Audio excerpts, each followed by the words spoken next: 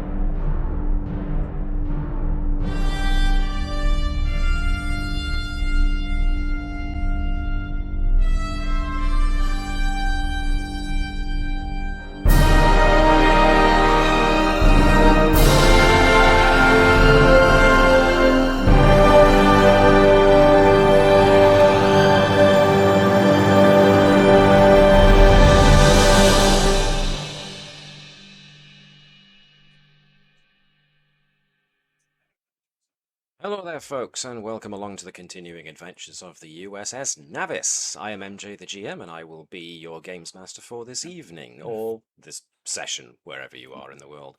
With me are the majority of the Navis crew. We will be having our first officer join us when he can. In the meantime, we have pretty much everybody else. So, let's bring our familiar ship rumble back, and put our intro theme back on as we deal with one or two little things. Now, the first thing I want to get to is that folks have got a claim. Live long and prosper to you too, suitable substrate. Thanks for tuning in. Yeah, so some folks have got a claim if they want to use it. I think you had about 4, most of you, which, you know, is useful for things like buffing your reputation a bit if it's in the mid-range, if you want to, or a couple of award talents here and there might be in your range for purchase. Other than that, also, I think a couple of people have perhaps got milestones they might want to use. Somebody already has.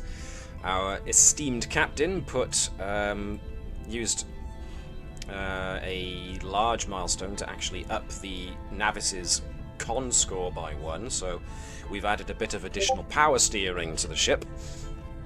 Actually putting stuff into the Navis, finally. All right, Lieutenant. You're gonna be like that. You We've promoted never me? needed to. You are Lieutenant, junior grade.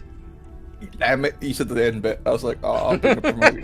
Well, I was actually going to point out that Gareth's sort of like intro scene is wrong because it does say Lieutenant. But you know, Harsh. I wasn't gonna be that much of a pedant. But now, Gareth, you changed the intro scene. Lieutenant Junior Grade. Where, I think we where You just did are the you- promote one him. that, Webby, you are the one that, when I've mentioned this in the past, you said this Navis doesn't need to be improved. A lot. The Davis might need Yeah, but improving, now- rather than Yeah, Navis Davis does. doesn't need That's why I corrected and said Webby. I thought you said Davis and I did correct. No, you said Webby, Navis I doesn't need improving. I didn't change it to be Lieutenant Changeling, JG. What makes you think I'll change it now? Well, it's because he's Lieutenant not Changeling. We've confirmed this. He's the only not Changeling on the ship. Yeah, but when I tried entering that concept into the editor, it just came up with a error citation needed. Ah, dear me.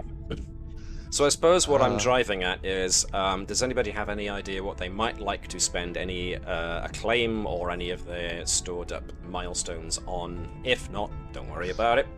Yes. Yes. Go on. Alex, you said Starcross. yes first, so you are buying Starcross. One to daring and one to security. Alright, so you know where to find the awards. Yep. And So just pull in it your across. pull it across, yes, and in your character notes, make sure to note change your acclaim score to represent how much you've used. Also, change your amount of milestones used to show which ones you have used, just so we can keep track of it all. If you would be so kind. Jan, you had an idea as well what you wanted to use. Yes, after listening to you guys moan about Cavell not having a focus on hand-to-hand combat, I thought I should probably take that. Don't give in to peer That's a pressure, good Jan. point. That is. I mean, that's why I turned up here. That's when I missed that episode and I watched the YouTube playback. It's just because I usually use Ushan and a few other things to boost it. That's why I seem so awesome, but I was actually mediocre. But now with a focus, I will be awesome.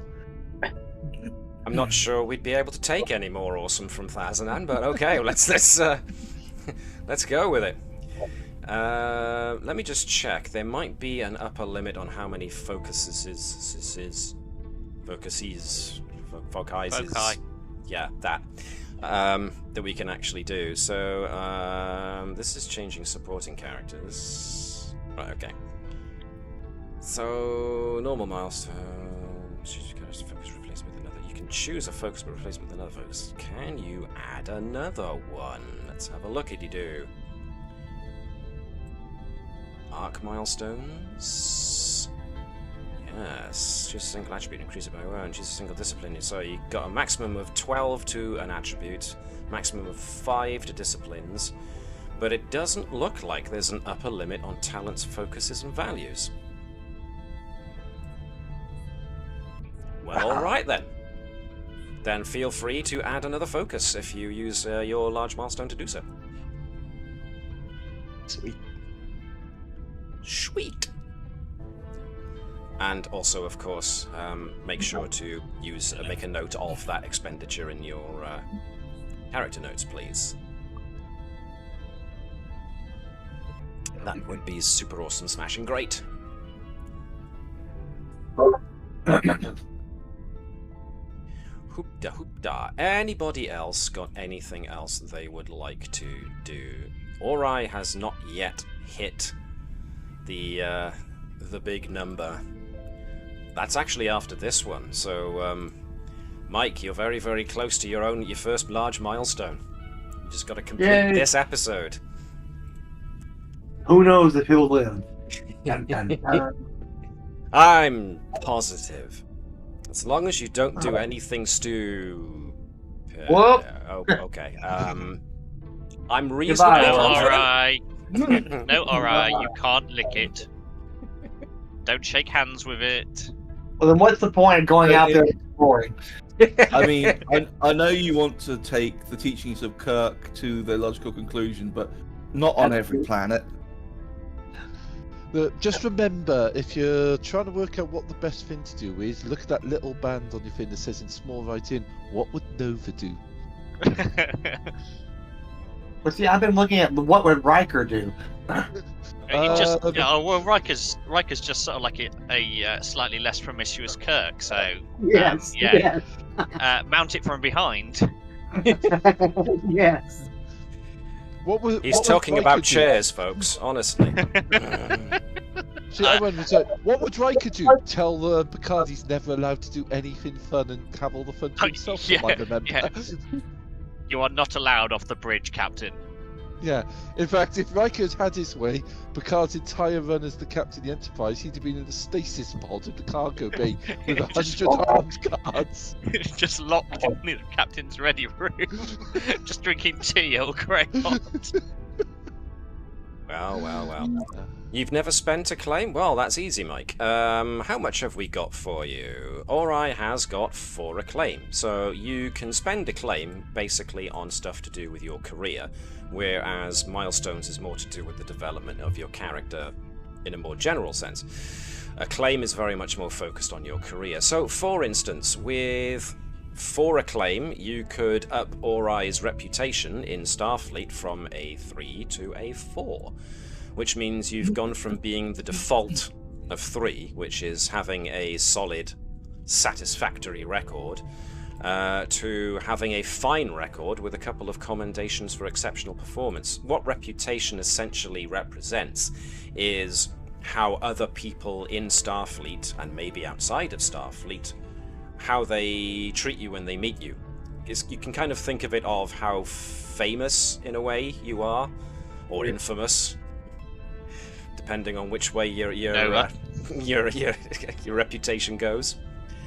So, those in the crew here with like a 5 reputation are probably fairly well known when they meet other Starfleet members, and therefore other Starfleet people will treat them accordingly. But what you can also do with your 4 acclaim is buy something that Nova is very specialized in, which is awards. Which are essentially medals, but each of them is essentially a talent in and of itself that gives you stuff that you can do. And of course, the one that everyone tends to get is the one that costs 4, which is Legion of Honor, which is the one that allows you, once per mission, to either gain 2 bonus momentum on a single task or ignore a complication on a task. And you have to say that you're using Legion of Honor before I define what the complication is, and then that nullifies it. So there are things you can do. If you want to find the list of medals, if you go to items in the top right hand side, it's the icon that looks like a suitcase, and if you hover over it, it says items. Okay. And it's award talents, the folder. Can you see that? Yeah. That's it. That's the huge list. Some of them do have prerequisites that you have to be over a certain level, or you have to have achieved something or other. Legion of Honor does not have any conditions on it, so you could buy it straight away. Don't feel pressed to do it right now. We've only just introduced you to it. If you think you need a bit of time to go away and have a look through the list. Would he have earned a claim for the other games, or is this his total for all the games? The problem with the claim is that it is generated per mission. So a claim is a representation of what you did on mission, whether or not the mission was successful, whether or not you tried to stop people from escalating hostile situations, whether or not you rendered aid to people who asked for it, that kind of thing. Those will get you like positive points. That will get you a claim. But if you did things like, pick a fight with somebody when there was no reason to, that would earn you a reprimand. So each is conditional on the mission that you undertake, and therefore whatever acclaim you don't spend goes away when you start the next mission, or at the very least when you finish the next mission, because the next batch of acclaim will be generated in response to how you conducted yourself on that mission. So milestones stick around, but a claim is generated per mission, so it's a use it or lose it Okay. type of thing. Thank you. No problem. So, like I said, it's the first time you've done it, so I'll give you the benefit of, you know, there's a lot of awards, so you might need a bit of time to run through them all. So I'm you can going probably through them right now. do that some other time, and that'll be fine. I mean, technically, like I said, the acclaim from last time doesn't technically get wiped out until I generate a claim for the actions that happened in this episode, so that's how long we've got. So, with all that in mind, we need to go to a reasonably quick summary of what happened last episode, because, well, quite a lot happened last episode. The Romulans were intent on moving in on the Candidate 3 system and the treasure trove of whatever it held. And of course, Assessor Tredic, who is the life form that apparently is like an overseer or a custodian of some sort on in the Candidate 3 system, specifically the third planet. Excuse me. When you got into orbit of the Candidate 3 system, actually asked for your help. But, of course, there were lots of problems. There was a fleet of 4 Romulan warbirds, for starters, that the Navis had to take on, almost single-handedly. There was also the problem that a rupture in space opened and happened to throw a planet through it, which was going to collide with the planet on which the Assessor was stuck. And so the smallest of the 20th Fleet's ships, at least those like you attached to Narendra Station, the Bellerophon had to land in order to deliver assistance to the planet, and also to try and retrieve any points of archaeological interest or data points of such that needed saving from the devastation that was going to happen to the planet. But, of course, the most pressing point to all of this is that after the Romulans were defeated, after the Bellerophon and the away team that was sent from the Navis managed to deal with helping Assessor Tredic with its request to basically save the Tilikaal who had been put into stasis by using the equipment that they were attached to essentially beam them to somewhere else, preferably somewhere else that wasn't deteriorating right at that very moment. And as the Romulans had just been seen off, or at the very least one Romulan warbird started landing parties, whilst the Bellerophon and the Navis' away team were getting out of there, the Venture, if I remember, the Galaxy-class ship, was trying its best to hold off the gravitational waves generated by the aperture in space and the incoming planet. So everybody had a pretty hard time of it, and then all of a sudden the rift in space opened up to somewhere entirely different, and you were all presented with an image of the Tilikaal female that you'd been seeing in glimpses here and thereabouts.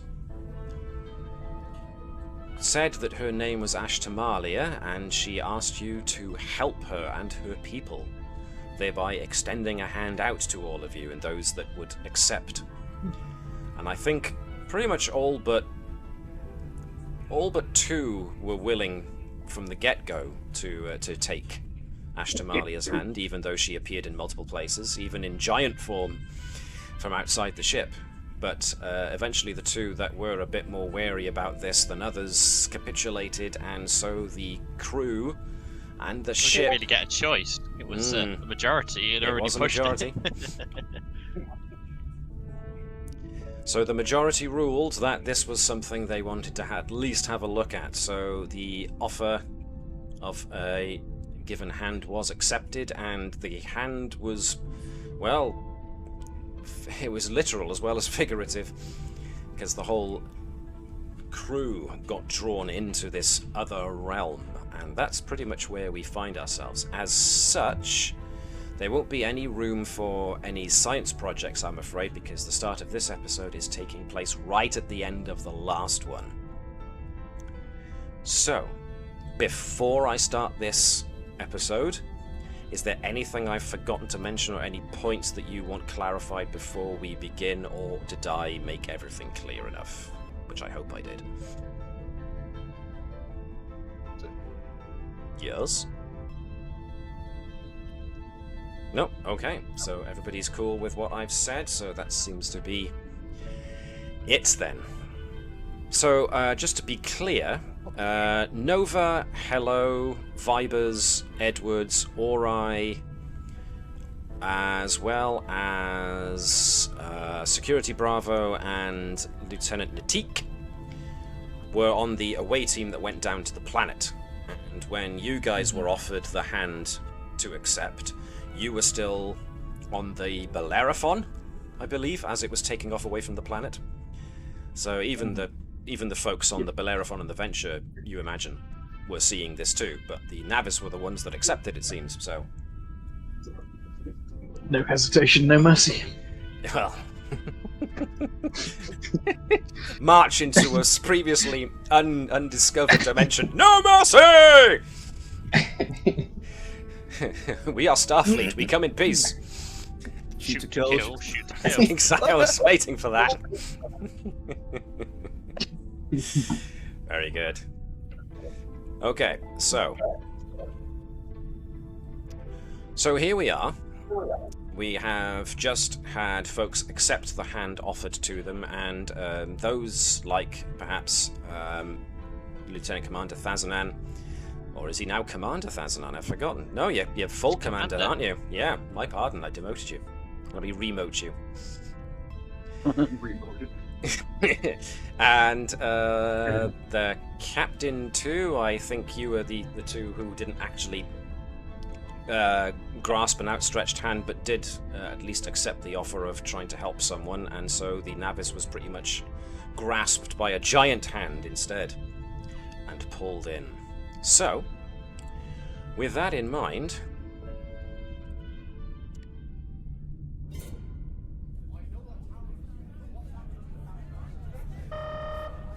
the moment you speed or pulled into the aperture, everything goes basically kaboom. Conduits and consoles explode, and all havoc reaps across the ship. There is a cacophony of noise, there are flashes of light, everybody pretty much ducks to cover away from whatever explodes near them, and Claude's button, no. And no one is more surprised that the development of all of this than, well, Nova, Vibers, Edwards, Ori, Natik, and Security Chief Bravo, who up until just literally a second ago were not on board the Navis, but now are. What you're saying is, everything was working fine until Nova came back. Nova, we know what you did. I did say no mercy. You did. So, everybody slowly picks themselves up from whatever position they landed in, which was either hunched over a console or blown backwards away from a console, or basically just knocked to the floor and then start trying to claw your way back up. As this ship basically takes a hell of a shellacking from whatever forces are inside of this dimension that you've just crossed into. As such, I am going to inflict more breaches on the ship. That's not necessary. It's gonna be. Oh, heck. Alright then. Let's roll a challenge dice. Okay, no, you're safe, but the ship rocks as its superstructure is put under stress, and that's another structural point of stress. So now we are starting to develop problems. Now, somewhere on the ship, another console explodes or an EPS conduit ruptures, and somebody is going to need to be taken to sickbay. But of primary concern at the moment is the fact that the ship has now taken 3 breaches to the superstructure.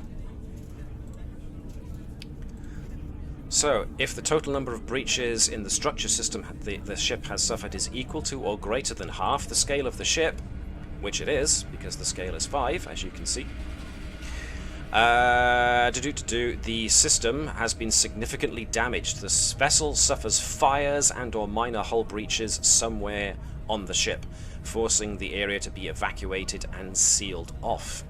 Let's have a look at which deck. If it's deck 1, you're in trouble. Yeah, deck 1, the bridge goes up. Oh, good. All right, everyone to the emergency Deck bridge. 2! Oh, no, it was deck 3. We don't talk about deck 3. Hey, the hollow suites. It was deck 4, isn't it? Deck 4 was the one that went pop. Deck 4 was the one that went Previously, pop, which yeah. is sick base, which is, a very bad thing. Junior and senior officers' quarters. Well, sorry guys, but it seems your bedrooms have been trashed. That's fine. I think is- I should live out a sick bay. But okay, deck 2 is now has now suffered significant structural damage. So let's put that in the damage report. Oh, good. It also means that getting off the bridge is going to be interesting. Yeah. Again. Space walking. I built the bypasses for a reason.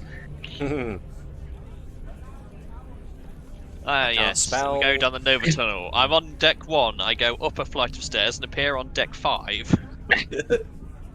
How? Don't go Powered down by a the set of porter's stairs. cell. You end up on the port nacelle, which is now attached to a Klingon ship.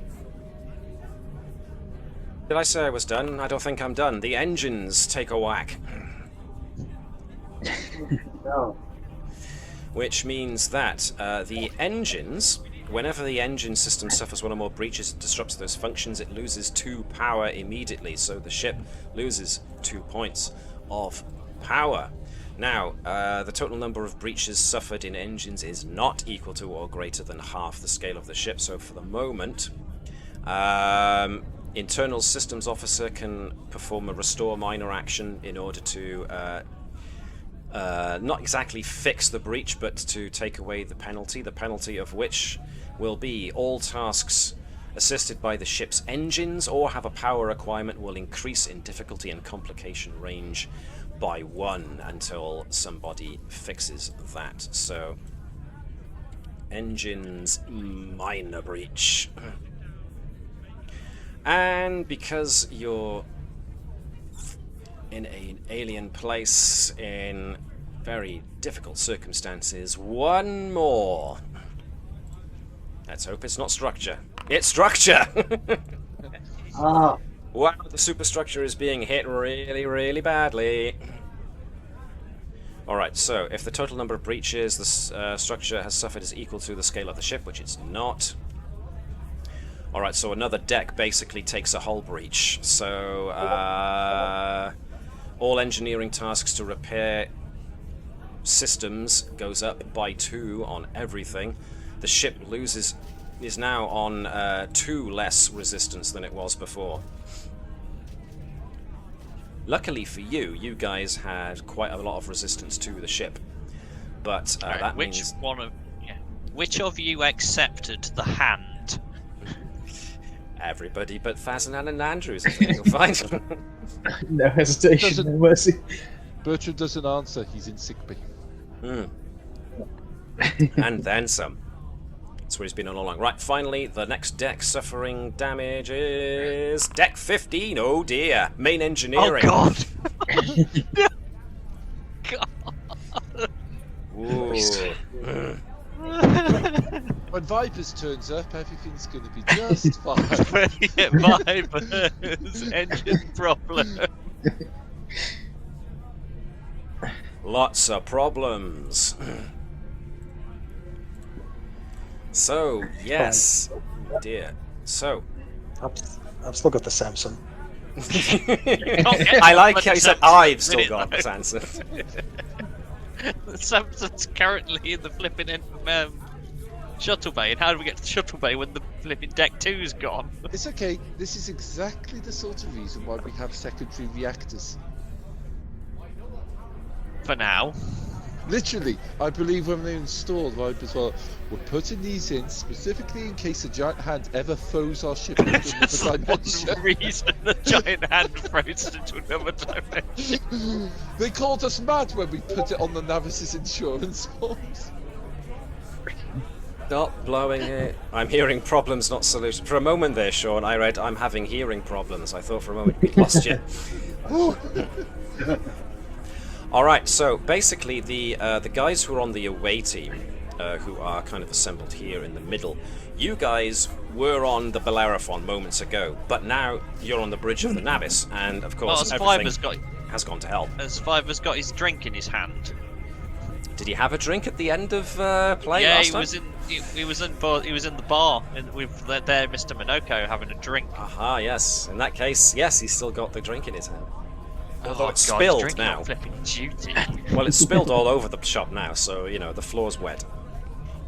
You just argue he'd never drink out of an empty bottle. He spilled alcohol on my bridge. I'm more annoyed that he spilled alcohol on the bridge. It's stained the carpet and everything. Yeah, my chief engineer is now going to be carpet cleaning rather than my chief first officer is going to be cleaning the carpet rather than repairing engineering. Well, I do believe that the Akira class doesn't have a carpet on the bridge, so there's that at least. But a rug really ties a room together. Oh, yeah, there's a rug. Well, now I'm going to have to find a rug tile to put on there in front of the captain's chair, aren't I? Captain, the ship's falling apart. We're in mortal danger. I think it's time for you to put everything on hold to make a captain's log entry.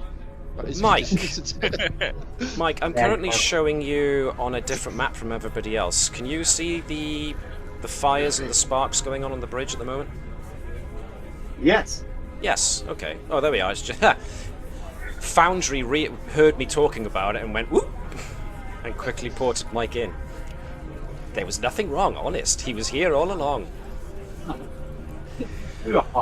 Right, so there's chaos, there's confusion, there's fires, there's noise, there's people chatting, there's comms going crazy. So this is what we get for holding her hand? Well, in no uncertain terms, yes, actually. Right, Always okay. going, imagine what she's like on the first date. Right. Yeah. Okay. So, my request is that Nova, Edwards, Vibers get down to support main engineering. Ori, find out where the hell we are. Good deal. Caval, see what power we've got in the ship to try and stabilise the bits. Unit, hello, back onto operations. We'll deal with the repercussions of what we've just done once we get a chance. One thing as you start, drown the voices out a little bit. One thing that everybody starts noticing. Andrews is here giving out orders, trying to coordinate everybody, kind of like the calm to the storm almost. But all of you who are here listening to this are having kind of a problem, not hearing her exactly, but there's like, not only is there the chaos and confusion of so many people talking on the bridge, and the comms going nuts from the communications console, but you're also getting this nagging, incessant whispering sound that's coming from just over your shoulder or just behind you, that's making you check behind you, but nobody's there. And it's kind of, it's bugging you. And so everyone's having a bit of problem focusing at the moment due to this incessant, this whispering going on behind you. Can I try and reach out empathetically? Well, this is where Nova and Ori are going to have to give me a control plus science or a control plus medicine check, as the telepaths and empaths, all of a sudden, for them it's a hell of a lot worse. Everyone else is getting a distracting whispering behind him, whereas for the Betazoids and the what are you, Delton? Yes, and the Delta. Yep. Machine. The noise is louder, and it was kind of, as you were coming into the aperture, you could hear that whispering, but as you're through the aperture and now in it, the voices are becoming louder and kind of crowding in all around you, and it's becoming really, really difficult to think. So, Bravo just clutches his head and goes down to the deck screaming. And he just blacks out. Whereas Ori and Nova can give me, like I said, either control and science or control and medicine, whichever one you think you're better at. Difficulty 3 to try and maintain your focus and not black out from the sheer level of, well, psychic bombardment that you're getting at this present moment in time. Will that be 2 dice in the pool or 1? 2 dice, so you're each making a 2 dice roll for yourselves. I don't have any vocals. That's a good point, actually. I can't see the threat and momentum pools counters, so I'm going to have to refresh. And because this is a brand new episode, you do not get carried over momentum from last time. You start from 0. If it will load for me. Come on, Foundry. There we are. So, 1 success. Dear. Starcross. So, Nova is doubling focus range. If Ori wants... Mike, if you want Ori to expend a determination to try and reroll that, you can. Okay. I will let you use... Actually, no, you don't have much. Let's see. Helping out. Primarily nothing. That's Nothing science is stuff. beyond repair. We don't really have much. 4 successes. Nova manages to keep it together with 1 bonus momentum. So you can, if you want... Actually, no. It's actually 6. Ooh! Starcross. It's on both the 4 and 5 and 7. Great, yeah. No, Ori's now just twitching on the deck. Mike, now would be a good time to use the Legion of Honor that you have just taken. Yes. Reroll a complication. Well, you don't Well, how do I re-roll. do that? You don't re-roll the complication. You just ignore the you complication, ignore yeah. it. Okay. Well, I don't know how to get it on my sheet yet, so Fine. I You can't actually. Besides clicking on the Across, don't you? the com badge icon like this, Uh, which will shove it into the chat column. okay. That's one way Okay. of just plain auto, but there's no counter as such. Okay. Just announce it, and that'll be it. That's your 1 permission use. Okay. And unfortunately, He that's is your 1 using that? permission use. And he is in a lot of pain, I imagine, though. 1 success. Yeah, the voices are too loud. You, Ori actually feels a blood vessel pop in his eye. Oh. As his vision starts to swim, and Ori loses consciousness, I'm afraid. He's down on the deck. Yeah. So now, Captain, you've got 2 officers down on the deck, as well as everything else that's going on. Well, yeah, I'm now assuming that potentially that Bravo of Engineering has gone. So yeah, that order still stands. Is that Vibers, Edwards, Stevens, Nova, etc., to make their way as best they can to engineering to get engineering back online. Mineo to take over the science position, and medical team. Kirst is a emergency investigation specialist. Actually, I'd probably say she's better on to take the science role for this, because this That's is an what you wanna emergency do? situation. And a medical emergency to the bridge. I was just Which- thinking, we suffered the breach during that scene, didn't we? Yes, Matt? you did. Which means in sickbay I get to try the daring and medicine check to try and actually give a reroll, which will probably go to the engineering department. So I need to specify Okay. the department. And I can, if the ship's in any state to do it, then the ship can assist me with a computers and medicine roll. All right then. So, Alex, you've been pretty quiet so far. How about you give me a roll as the ship? Okay. Oh. Where are we? Ship. Oh wow, I rolled 0 successes. Oh dear. What for Bertram rolling? What is this Yeah. on? It would be The ship, sorry. computers and medicine on the ship. It is medicine. Obey the prime directive? Oh, that's mission The directions. ship Okay, doesn't have the ship's focus. The ship doesn't have values yet. yeah. Three We've not meters. made it not- sentient enough. Yeah, it's not sentient yet because Nova's not been allowed to plug him in. Alright, Oh, so got how one many for the ship. successes does That wasn't sickbay? enough. That I wasn't needed- enough, alright. Yeah.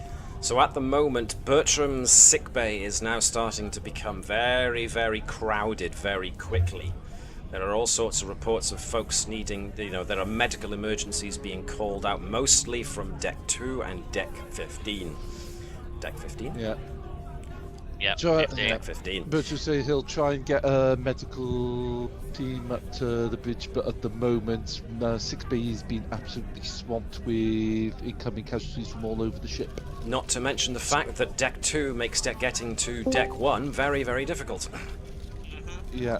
So internal I'm not gonna transport is say- going to be needed. I'm not going to say that I can't believe Ibers did this. That But- Marshall. I mean, just in a drunken rage, throwing himself into the reactor. Hello, Davis. Whatever it was, the reactor was perfectly polished and didn't have a single scratch. Oh, yeah, that's the Not least anymore. of our worry. We might be missing 3 input I'm reactors. pretty sure that the dilithium matrix has probably got a crack in it now. I may be some time. Right, let's take It's okay. these 4 guys off to one side. Engineer Bravo won't be helping Oh, you. I'm don't running worry. late, and what did you do to my ship? Well, as I hand just, that you took last time and everyone else didn't. The insinuation. Well, as I noted to the other folks, if you recall, Davis, at the end of the last episode, you were offered or asked to take a luminescent alien lady's given a hand big in order to hand. help her, and whilst you were on the Bellerophon, in the mess hall on the Bellerophon, I hasten to note, and you accepted the hand, and as soon as Yep. you did, and she pulled you towards her, you found yourself on the Navis, and everything went kablooey. So, What did you do to my ship?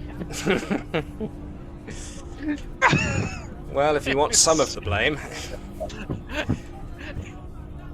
it's gonna go some ways towards... Anyway, we'll apportion blame later, I'm sure. So, I suppose you could, if it's a medical emergency with trying to get your Ori and Bravo, Chief of Security, to sickbay, could always ask Latude to try and beam them out. But It's only a black. I'm sure he's fine. Yeah, and we've got people on the bridge. I mean, Maneo is kind of half competent at medicine. He's got 1. Monet. Natik's got Mono. 2. Natik. Hello's got Natik has got 2, yes, and Hello has also got 2, so, So Natik, yeah, well, Hello is probably going to be needed more than Natik. So yeah, Natik is on. Natik's just thrown a medical tricorder to make sure that they're stable. Okie dokie. Because yes, without sickbay at the moment, or indeed a medical kit, there's not much Natik can do except trying to make them comfortable. Is there not? Would you not assume that there are emergency medical kits on the bridge? Good point, On all because there decks. are on an Akira class there are phaser compartments, so there's armament. One would assume, one would hope. guns. We have It's guns, the no sort of medicine. thing, Captain, it's the sort of thing you keep in your ready room under your desk just in case. Assuming, of course, all your model ships haven't fallen down and crashed, and Oh, Andrew's ready room is Spartan. There's literally nothing in there, not even a fish tank. it's a good point, actually, because I am now going to inflict something on Andrews and Thazanan. Oh, goody! And You have hello. to say that. Hey, There is now a disadvantage, a complication, due to the place you now find yourself in, which I'm going to throw in here. Is that the way I spell it? I hope that's the way I spell it. Here we are. Bob. EM interference. So, Thazanan Your bionic eye is now starting to flicker and flash a bit, so it's becoming not exactly photosensitive epilepsy and fit inducing, but it's kicking in and kicking out. As such, Andrews is getting the same thing, but your linked small communication with the ship's defensive systems is now causing a bit of communication feedback. As such, I'm glad that it's only the eye that's twitching at this moment in time. I can deal well, with that. you know, the arm's not exactly behaving like it should. Thankfully, The heart at the moment is okay. brain. It's just that your fine motor control is now going to... Andrews' fine motor control is going to be more difficult. So anything... Oh yeah, so she's now slurring her words as well while trying to give out orders. You might have to type it out, Captain. Thazanand, likewise, he's gonna have difficulty seeing out of that eye. And we'll have a bit of, like I said, feedback interference going on unless he actively deactivates his eye. In which case, certain things that require concentration on Thazanand's part are going to be a bit more difficult. Unit Hello is, at the moment, just having difficulty in a similar fashion of, well, it's an automaton, so difficulty in focusing is not the issue. It's being able to keep its... one of my phraseology's off here. Let me think. It's also going to have problems with fine motor control because the commands are not getting to the limbs properly, as it were. So folks are going to be suffering from difficulty in fine skills. Thankfully, most here don't have bionic replacements, so you do have folks who can assist. So there's all sorts of mess going on right now. Now, as far as Nova, Edwards, Vibers, and Stevens, who are all going to try and make it to main engineering, well, the first hurdle they have to overcome is the fact that Deck 2 is buckled in a number of places, and therefore parts of it are sealed off due to hull breach. Obviously, force fields are in place, and therefore keeping things together, but it does mean that it will take you longer to get down to engineering. Not suffice to say that since engineering itself has also suffered a hull breach. Can we use the cat runs? You can use the cat runs, but Nova is going to get there ahead of everybody else unless she actively slows down to show them which way to go.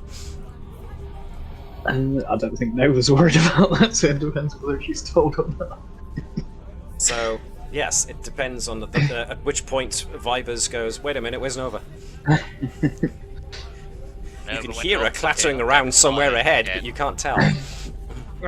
If Vibers hits a dead end, he's donning a spacesuit and walking down the outside of the hull to get over Deck 2.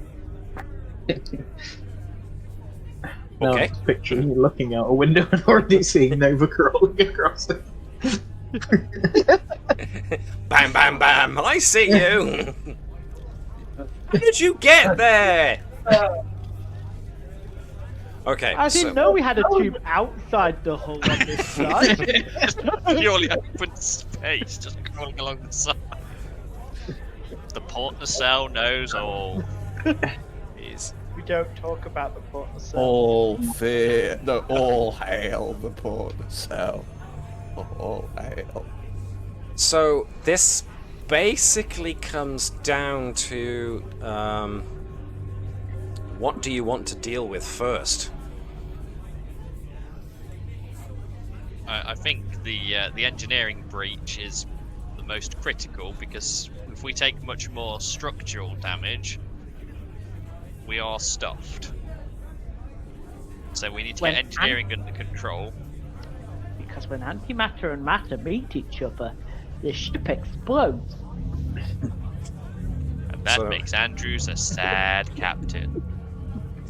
So when the mummy antimatter meets the daddy matter, Spark Yeah. Spy. This is a very They large love each other very much without protection. and We hug have in a very problem. special way. They don't need to hug in a special way. They just touch in a special way. That's how that happens. Do you think that's the way that parents in the 24th century explain procreation to their children? Antimatter. Yeah. It's like a matter-antimatter collision, except God, with less I'm imagining death. that with Vulcan parents right now. When matter and antimatter meet, they have a big bang. And then a baby molecule is born. And we get into all sorts of nonsense. But, so yeah, pretty much procreation. Okay. So pom firing to get away from that conversation. Okay, so like I said, as soon as those four guys, assuming of course everybody can see the situation here in engineering. Yep. Cool. As soon as these four guys. Sorry, what was that, Mike? Nothing. I was being sassy. Oh, okay. I encourage sassy. It's fine. Unless it's at me, in which case, do not sass me. No, I'm lying. Anyway, let me get back on point here. Yes, getting past Deck 2 is a problem, but thanks to Nova's cat run, there are ways of bypassing it. It's not comfortable, because not everybody has got basically shins of, and knees of steel like Nova does. So, She's also a good foot shorter than everybody else, and it was designed. plus that, so, you know, the occasional head meets girder might actually happen. But nevertheless, as soon as you get past Deck 2, you can use the turbo lifts to get down to engineering, or at least down to Deck like 13, 14.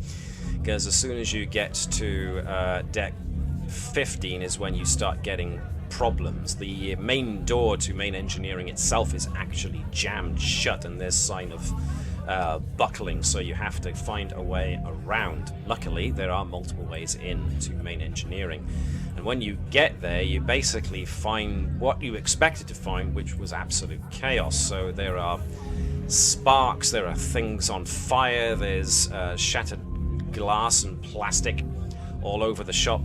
There are two engineers who are basically kneeling next to the prone, unconscious body of your chief engineer. And as they notice you coming in, one of them gets up and says, Chief! Commander! I'm acting chief now. Report. The actual chief, he screamed, he held his head, he collapsed. We don't know what's going. We don't know what happened. Okay. Edward, you're medically trained. Right, rest of you, let's get this ship back under control. Commander, not very well. Good enough. You've been Don't voluntold. fail, you're going in the reactor. He's actually going to put marks on his reactor if you fail. Pressure's on now. There's a reason I got advised to go into engineering. I was They work elected. very well. I was elected to lead, not to read. No, I could. This I could not was go just- wrong in this Yeah, place. Ivis doesn't read the case reports. He just signs them Oh, right. and passes them up to Andrew.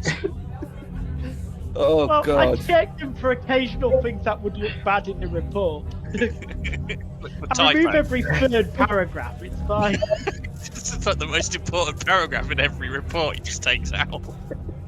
Wow, you guys This are is actually gonna more go screwed than I horribly. thought. Look at this. Not only is main engineering out, but fusion power generators 4 and 6, flight operations, living quarters, transporter rooms 1 and 2 are gone.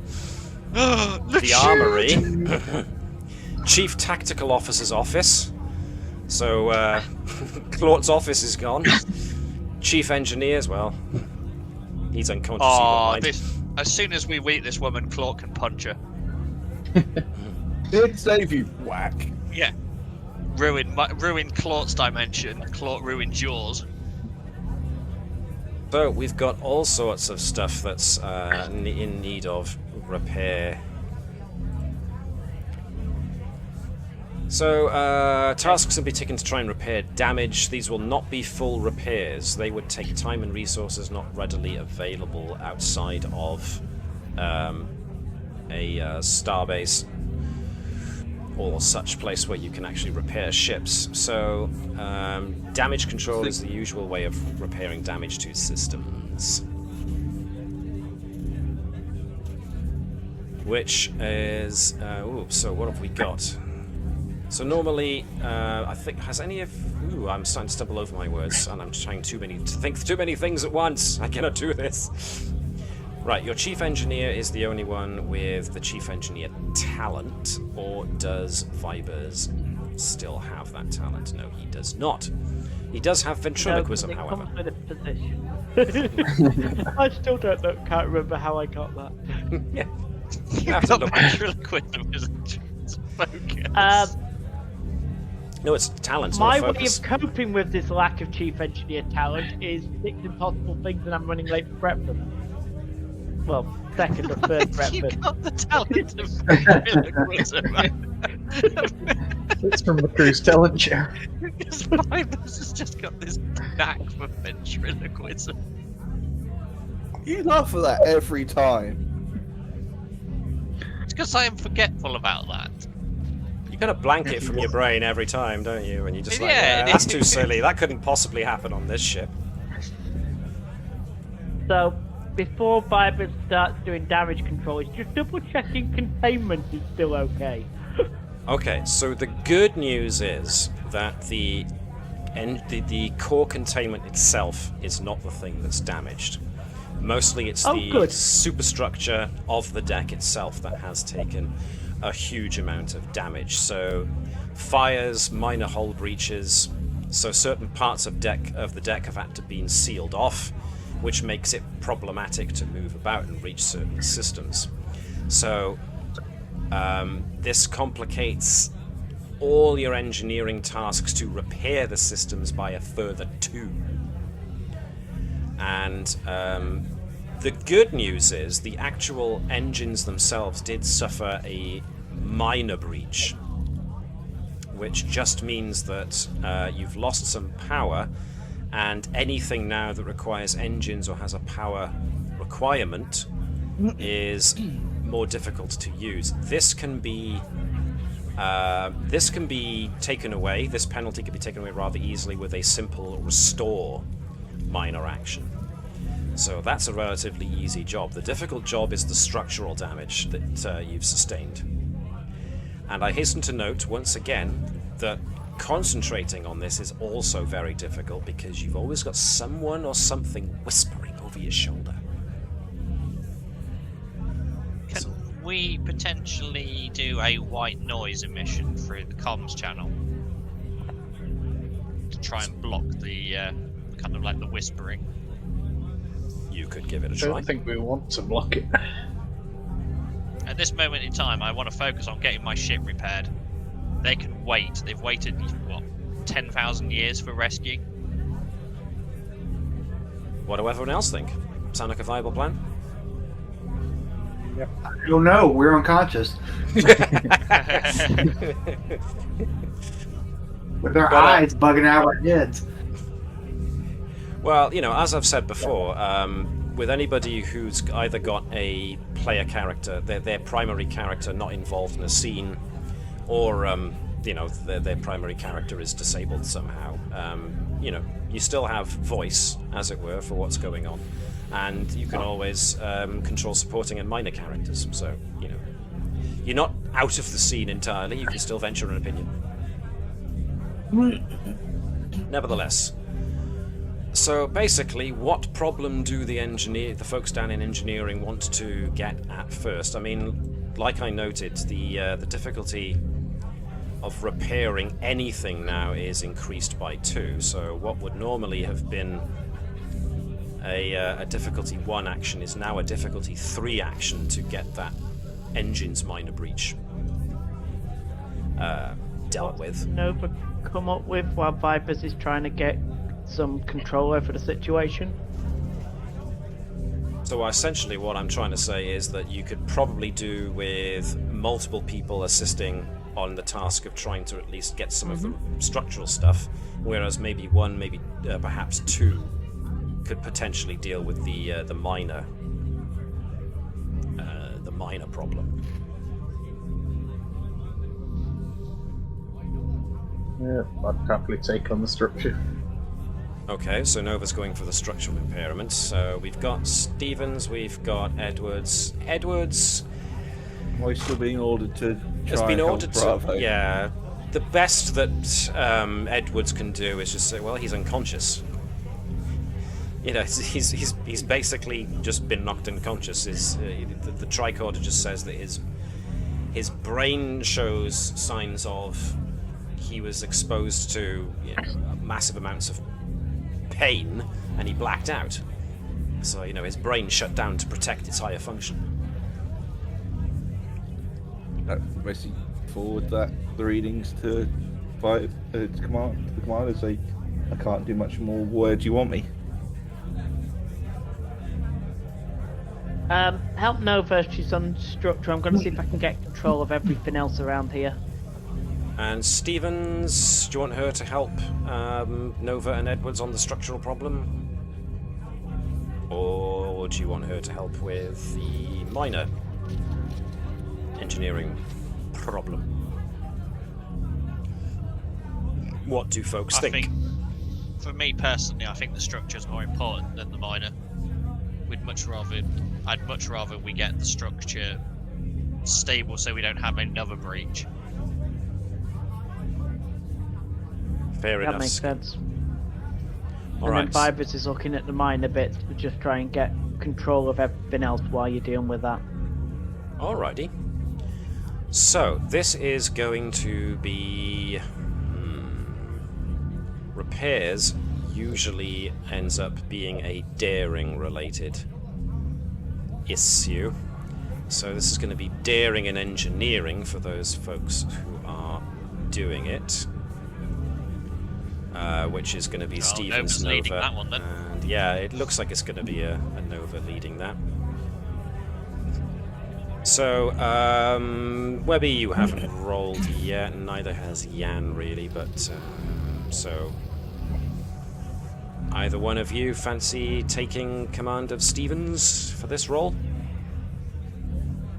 Go on, Jan. You can have it. Okay, cool. So Nova is in charge of this. Stevens and Edwards roll 1 dice, giving me daring and engineering.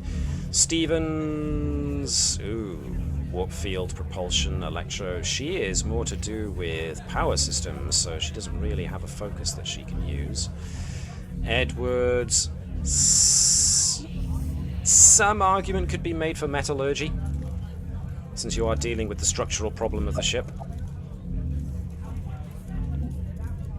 Sorry, cat attack. Yeah.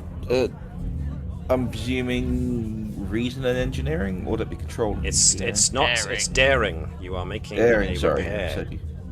I am glad I put that up. How dare you, sir? How dare you? You Like lose. this. Good day, sir. Sorry, I just talked over your Willy Wonka and the Chocolate Factory reference there. One success. Looking good so far. Now it's all down to Nova. Cool. 4 successes overall, so the difficulty was 3, which means you get 1 over what was needed. Excelente. This takes a while. Basically, you guys have to don EVA suits in certain parts so that you can get to the damaged bits and start pulling blown out pieces of hull out of the bulkheads and stuff like that, trying to weld things back together, cutting through bits that are impeding folks, especially medical personnel, getting in. So this takes a fair amount of time. So you guys are basically going to be down in Deck 15 trying to clear debris, structurally reinforce parts of the ship that have had a major blowout. This will take some time. In the meantime, Vibers, of course, having been chief engineer before, takes command of this fairly easily, but obviously the difficulty is that damage repair teams are having issue getting around the damaged areas here on this very deck in order to get out to other areas. so it takes them longer to respond to the requests for aid, especially on Deck 2, where things are pretty bad. That doesn't say that they can't get there, just means they're going to have that much more problem getting there. Likewise, medical personnel are having problems getting to you. Yes, sorry, what was that? Or was that Mike celebrating that he's come back with ice cream? Celebrating with ice cream. Yay! Nothing celebrates a catastrophe on ship better than some ice cream. That's right. Exactly. That's what I could do is Ice cream makes the pain go. That's right. Doesn't when you have wisdom teeth out. It makes them sore. So basically, Jelly's the one for that. Vibers is going to have his hands full as well, with trying to manage the repair teams, trying to direct them past the debris in order to... Do you want me to roll that? No, there's no need, because it just means it takes time. You can roll if you really want to in order to generate momentum, if you really want to up the momentum pool. And that is going to be I think we'll be alright. Yeah, that was going to be a presence and engineering test, so... if you were going to make it at all. But yes, Deck 15 is not in a good way, neither is Deck 2. 2 successes, yep. Fine, fair and good, but you only get 1 extra for that one. So the crew are used to following Vipers' orders, and they're, a practiced, well-oiled repair team, thanks to the time when you were here in charge. But, of course, you've got a number of injured personnel who are basically have been tucked off to one side to basically not manage themselves, but to be put out of the way, minor injuries and serious injuries put to one side, so that when medical personnel can finally get here, they're all in one place. I'm so glad that you finished that sentence. Put to one side. I just heard in my head and put out their misery. You're like, what? Why was put to one side? We're not putting them out of their misery. Look, he's I dead. haven't got time for that. Sir, No, he's still breathing. He's not breathing anymore. You just shot Good. him with a phaser. Get that fire extinguisher back on that fire. I don't care about the person. So yes, there are of course damage. Go on, sorry. Nope. I think that was an echo. I think that was an echo. Okay. I agree. What was I going to say? I don't remember. Okay, we'll just move on. Oh yes, of course. There are also reports of damage, requests for damage repair teams elsewhere on the ship, but there are lots of places that need you more. So, as you can imagine, sickbay is probably a lot more crowded than I've made it here. Luckily for you guys, though, when I rolled on structural damage, actually that's a very good point. I didn't roll it the second time, did I? Let's roll it now. Oh dear. Well then. Goodness, as it was Deck 15. Oh wait. Let's see which of your supporting characters actually got hit lethally with debris. No! LeChude! Guys, it's okay. He was wearing a helmet. He's always wearing a helmet. No, it's Yes. fine. But Jude is the only person on board who we know his patterns in the buffer. He'll always be Machude. He'll live on forever.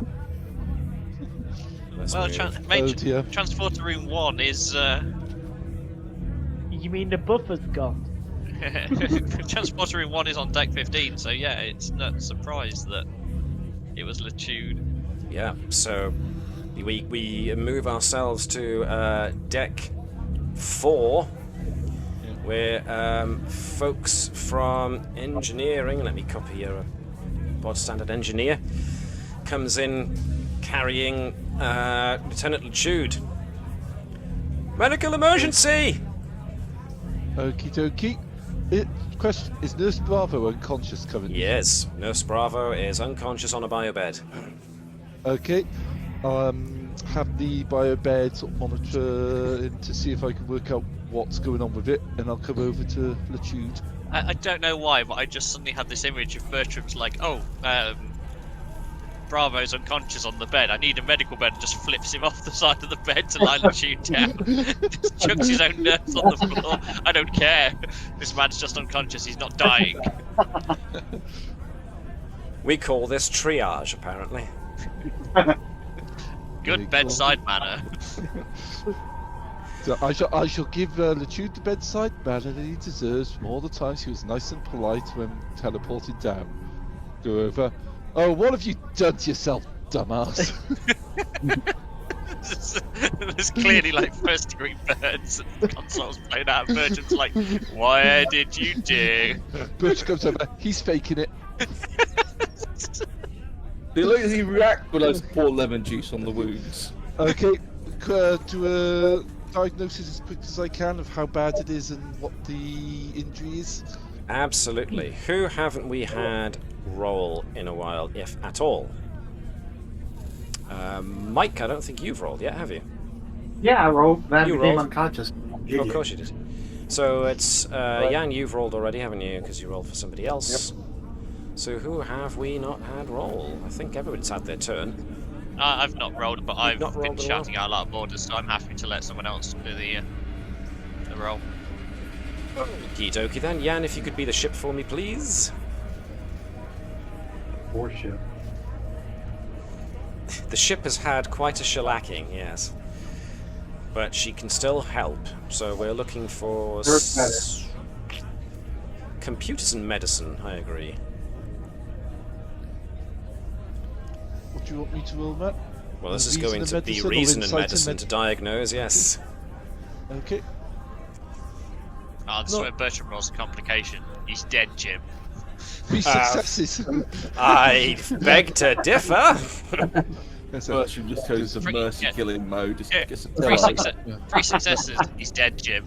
No, Bertram has a little thing that tells him whenever the captain thinks he's not doing a good enough job, and then he activates the hyper-intelligent spite computer diagnosis system. In other words, I'm curing Latude just to annoy the captain. Okay, that was Is that 3 the one successes that's for powered me. by Moss? Everything Of course it is is. powered by Yeah. Moss. 3 successes for me, Matt. Yep, so with the help of, well, with no help whatsoever from the ship's computer, which seems to be having a bit of trouble with all the structural damage that's gone on and the power surges, which sickbay is not immune to, I note. Yeah. Folks in sickbay did suffer some shattered wall paneling and stuff like that, so sickbay isn't alone in having suffered damage. But the Doc Bertram is able to determine that, well, the damage to Latude is pretty obvious. He basically took a console exploding in his face, so he has got multiple lacerations from shrapnel, and it looks like some of them may actually have penetrated his jugular, so you've got him bleeding out at the moment pretty severely. The engineer who brought him in is very pale-faced, but not from blood loss, but from having another man's blood all over him, so... And he looks really concerned for Latude. Well, Bertram's view on the other engineer, if he's not injured, is he can suck it up for now. If you're going to faint, go away. Bertram thinks that probably Latude can't suck it up on his own fin, so I'm going to have to do that for him. Just suck the blood back in. Shoot that crazy straw. Yes, I'll just set his jugular to reverse. Okay. Set blood flow on full reverse. Well, yeah, it's only going to blow a couple of veins if you do that. You know, it's fine. Okay. Right, Okay, so the first priority yes. is basically his priorities from my point of view are fix the jugular so he's not basically bleeding out at a critical rate. Then stabilize and stop any internal bleeding, and then treating, because I imagine at this point he's probably gone into shock and his internal organs are starting to suffer. So it's basically fix damage and then get the guy stable. That is Yep. Bertram's plan for this. So this is going to be quite delicate quite a delicate operation, which Bertram is used to doing, because you're basically picking shrapnel out of a guy's face and throat. So Yep. this is definitely going to be a. This is going to need control, actually, fine motor control. So control and medicine, and the ship can help. So Mickety Mick Mike, if you could assist us as the ship. Okay. See here. This will be sensors and medicine for the ship, please. It might take me a moment. I've just been told I've lost connection with the server. Okay. I still show you in. Yeah. Oh, okay. I think. I'm just going to move a sec to this. I got nothing. I think it's just a minor second because I dropped out as well. And then back in. So I'm gonna refresh my things. Well, luckily for us, you only needed to roll 1 dice as the ship, so we'll take the 2 instead, shall we? Okay. But Rolling. yeah, you seem to be rolling a lot of 20s tonight, Mike. That's right. I don't know if you go outside, spit and turn around 3 times or something, just to de-jinx The yourself. Navis fighter says move to a new host. Yes. Yes. Are you making my life difficult there? So no, thankfully the two dice was a miscommunication. I needed to roll 1, so we're taking the 2 that he rolled. As Bertram, however, rolls 2 dice. So Give me a second. I'm just logging back in now. that's fine. Oh yeah. It's still got the. I can't log in because it's still got my name blocked out. Cause I still will thinks kick you I'm in then. Just give me a second. there. Thank you. I've never been thanked for kicking somebody before. This is a first.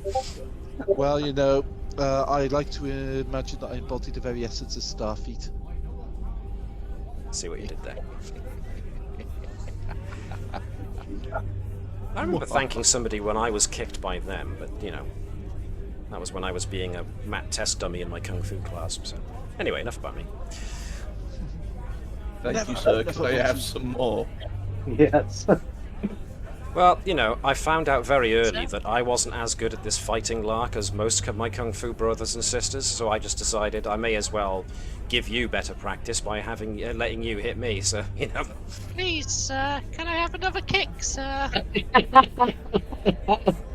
While we're waiting for Would you like Gareth some to more punch? Yes. while we are waiting for Gareth to log back in, I will say this much. I don't know if there's. I mean, you can judge for yourselves, but I don't know if there's something actually wrong with me. But whenever we do things like fighting practice and we do locks and holds and stuff like that, I've got a fairly high torsion tolerance in my tendons, so that people can twist and bend my arms more than most folks, and so I don't mind as much. But whenever other people practice holds and throws and stuff on me, I'm the one who giggles the entire time they do it, because I just find it enormously funny and fun. So I don't know what that says about me. I don't know, but we're learning a lot about you today. Yeah. Do go on. Still not letting me in. Yeah. Ooh, that's not good. Okay. Try refreshing yourself, Gareth. It might be I that am. it's just not send the information across. Well, let's jump from sickbay back to the bridge then, shall we? Pollitude. I'll get to your jugular in a moment. He's just lying on the table going, bleh, bleh. Gareth Bertram's just standing there stuttering like, That's some ice bar. It'll be fine. Yeah, That's some there, ice. right? Not spare blood.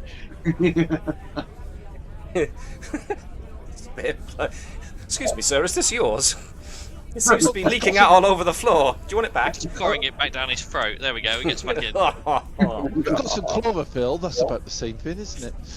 Glaggle, glaggle, glaggle. Okay, so back on the bridge, we still have medical personnel are still finding it difficult to get to deck 1, and of course you've just heard that your transporter chief has suffered a medical emergency and has therefore been taken to deck 4 sickbay. That's why he's not transporting anyone. That's why he's Let's not transporting do anybody. So at the moment, folks on the bridge are kind of, well, not exactly stuck on the bridge, as we've already made reference to. and the fact that it just took the guys who got off the bridge a lot longer to do so. Excuse me for choking. So, the situation is extraordinarily chaotic. Lieutenant Monod, who is currently trying to get the sensors to work, suddenly... actually, that's a good point. Mike, he's one of your subordinates. Let's see what he can get the sensors functioning. Can you give me a control and science? Or do we want to chance somebody else doing this because Mike's roles have been abysmal? I mean, they're fun because it turns out terrible. yeah. So it's up to you. If you feel like rolling Mono, or do you want somebody else to roll Mono and see if they roll just as badly or better? It's up to y'all. I don't care. What's the feeling, folks? Should we let him I'm roll, fine with or...? Yeah, I'm fine. They're better rolls than mine. Yeah, it's better than the Navis roll. What's the worst that can happen? Oh, now you've gone and done it. So what's he rolling? Control and science, please, to see if you can get sensors to give him something other than static right now. Any focus, subspace mechanics, sensor operation? Sensor operations would be good.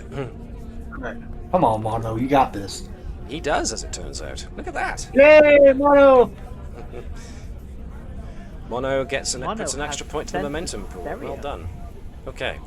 Mono manages to get sensors back up, external sensors back online, and is getting a whole garbled mess of data back.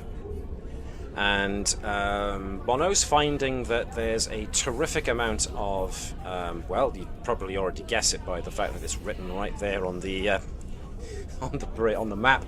There's a great deal of EM interference, but it seems to be coming from very much outside the ship. So wherever you are at the moment is replete with electromagnetic energy. Where it's coming from precisely in this area is not entirely certain. It might very well be ambient to the area in which you're in, but all of a sudden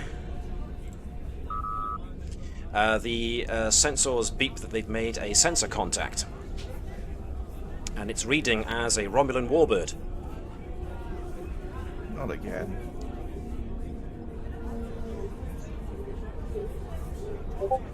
So Mono can report Romulan warbird incoming to our position, Captain. Romulan warbird. Wrong accent, sorry. Can we tell if they have weapons raised? Lieutenant Commander Claught can check his tactical console. At the same time, Commander Thazanan can do Reason and Con to have a look at his own instrumentation, please.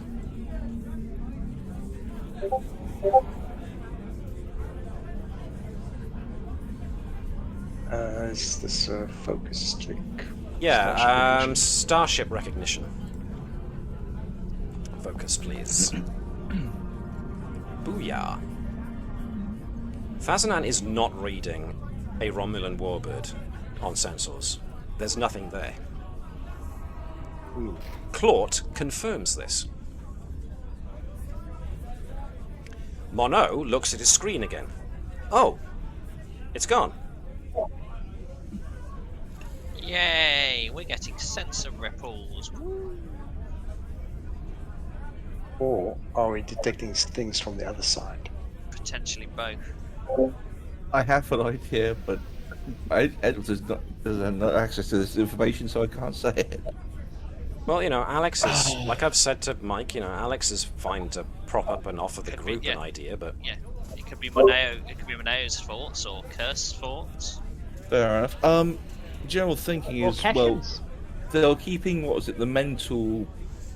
effectively the minds of the Tilikaal in this extra-dimensional space. What if this is literally a reflection of the mind? It's made to store mental consciousness.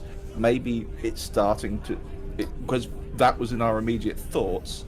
that's why it's starting to ripple, because it's some of the people of the crew that are thinking of, we were just attacked by Romulans. I'm wondering if it's literally a mind makes kind of, I say real, vaguely real-ish, at least images kind of thinking. Interesting thought. What do other people think? Because you got to be able to allow a mind to do something to stop it from going insane if you're going to trap it away from the body for eons. That's good. Alrighty. Well, while all this is going on, I say while, excuse me a second,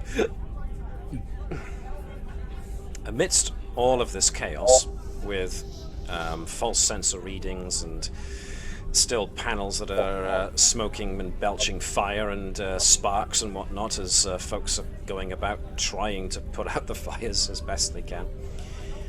Back at last. Yes, I notice. A soft blue glow starts to appear on the bridge.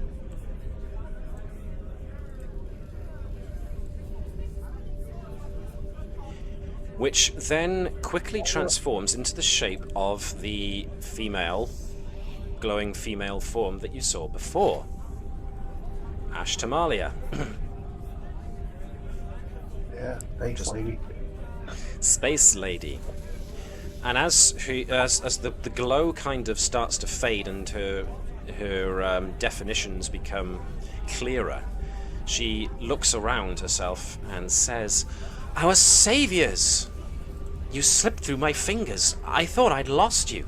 I waited for years." What?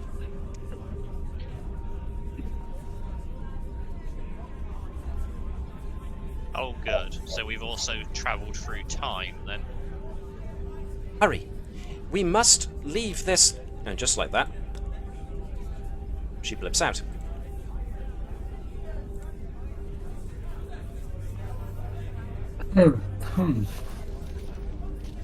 Is there any kind of residual, kind of like tachyons or chronotons or Interesting. anything from where she manifested? Anybody who wants to can certainly give it a good old go over with a tricorder with a control and science check, so whoever you want to do it can do it.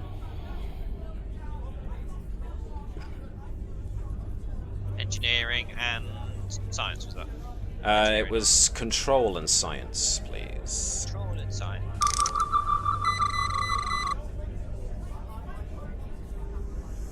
Go on, Kirst.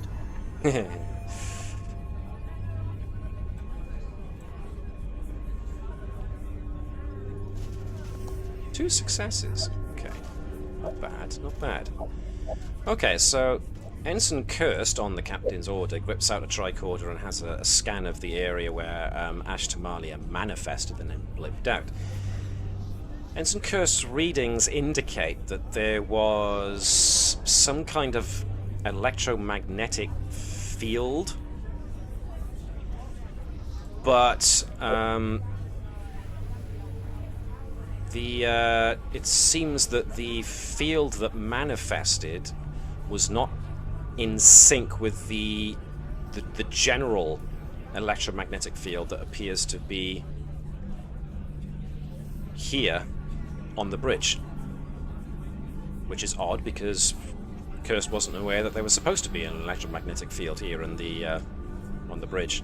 But she shows the captain, and the EM readings here, the ambient EM readings, are actually quite high, worryingly high. With that in mind, we can get Mono to do another sensor scan of the outside with any assistance from anybody who cares to give him some, if he wants to, including the ship. I will ask for Sean to be the ship this time, please. Sensors and science, please. And who can be Mono this time? Gareth, you haven't long rolled. Sean, you're being the ship. Alex, do you fancy being Mono? Give it a go. Thank you. Give it a go to be Mono. Right, this is where he rolls a complication. Yeah, I'm Is not it sure control I and gave Mono science? Legion of Honor. Control and science, please. Yes, he's trying to access the external sensors to get a bit more of a clue, a bit more That's information on gonna be what's focus. going on. Sensor operations focus, yes, please. 11 and 18, not bad. 2 successes overall. Okay, cool. Do. The external sensors seem to indicate now with a bit more clarity that the ship appears to be surrounded by some sort of field. Almost like a bubble. What exists outside of this field is, well, the sensors are coming back with, at first, nothing, then a whole load of something that when it tries to scan it, it just gets error, and then resets itself and starts the scan again and just goes back to void. Which would we want to be in? An electromagnetic radiation field that's that's got lethal levels, or the complete void of all matter? Come on, void. Everyone crossing their fingers for void. Let's please void. The majority seems to be void. Caval, let's just try manoeuvring thrusters only to try and get us out of. See if this magnetic field follows us. Well, just as you're about to,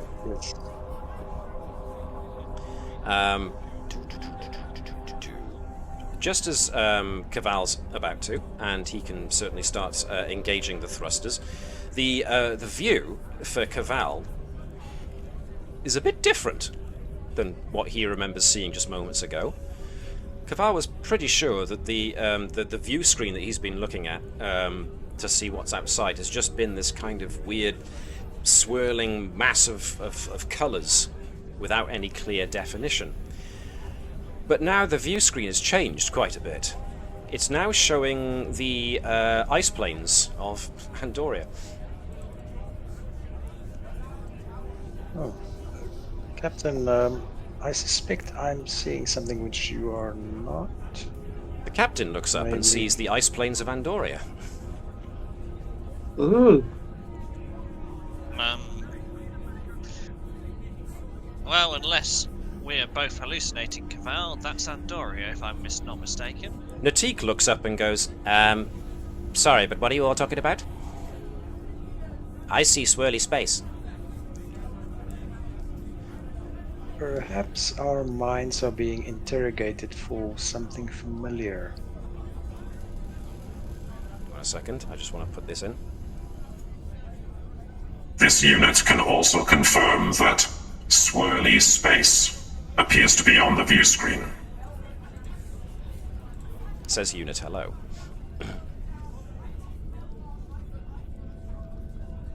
Lieutenant Keshen, however, agrees with the captain and the helmsman.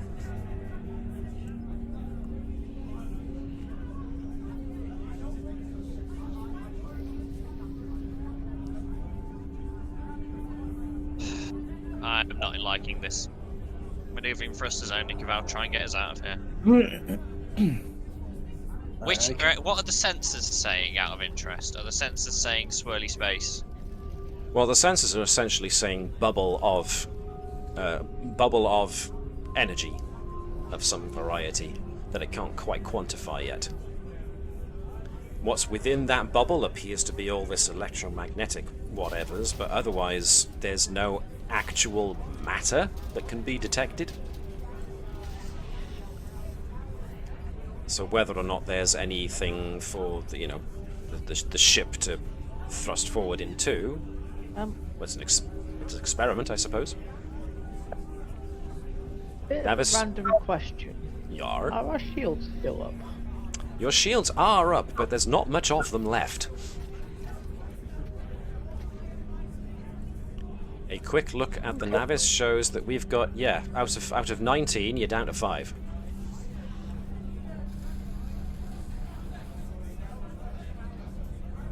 So, Caval can start to activate the thrusters and starts to gently nudge the Navis forwards, and as far as the readouts are concerned, and including those of you who are seeing the ice planes of Andoria, actually see the ice planes moving.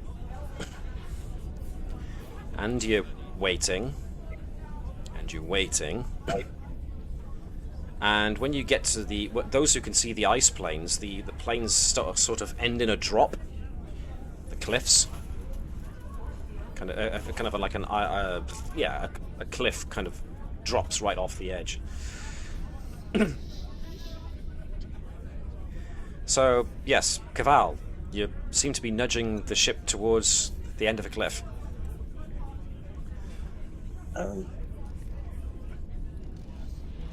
This should be okay, I think. So the question now becomes, is this just part of the hallucination, or is this the hallucination's representation of something, or... We are in a spaceship, so I think we'll be okay. It shouldn't pitch down sharply as it goes over a cliff edge, no, unless it's a gravitational eddy. At which point, the hull will take it. It's pretty sure it's fine. There's a slight, not exactly a bump, but there's like there's a barely perceptible, like, shift almost in the pressure. And those who were seeing Andoria no longer see it, and they just see the swirly pattern of rainbow colours. But then Lieutenant Monod from behind the captain goes, Captain? And draws everybody's attention to the fact that now a kind of smoky apparition has just occurred. And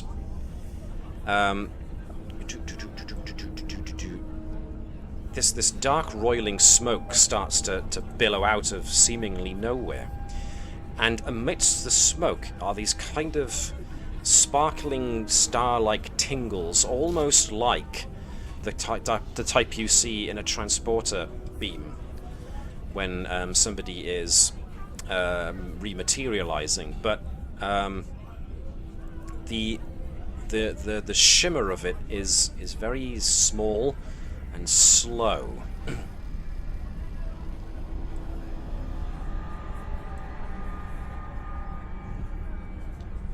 Just change the ambience here a little bit.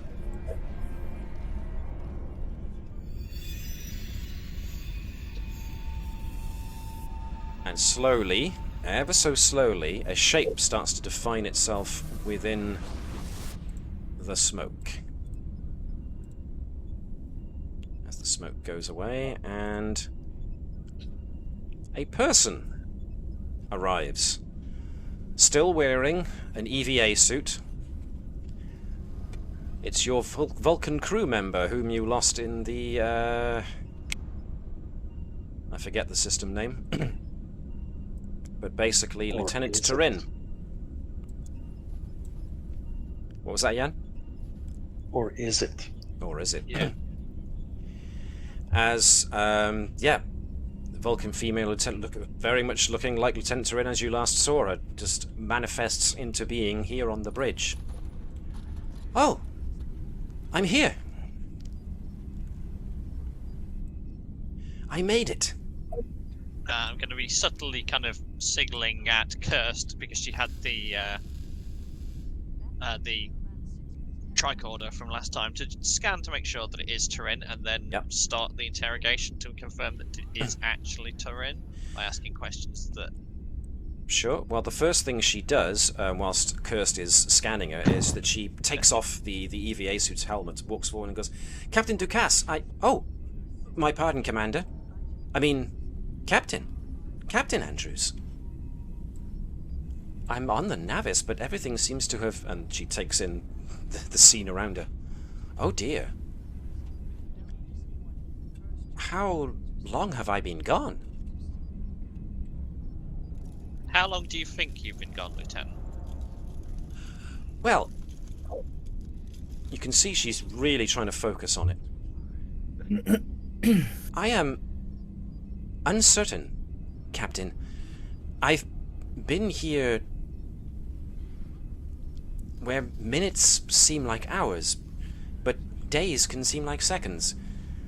I have been trying my best to comprehend the nature of what I have been experiencing, but I am finding it now difficult to articulate. How much air does her EVA suit say it has left? Because that will give us a rough assumption of how long she's perceived Cool. to have been here. The EVA suit appears to have used the same amount of air that she used in the amount of time she was when she was on that away team that was out in space trying to work that piece of Tilikaal, or what probably was Tilikaal technology, when she was grabbed.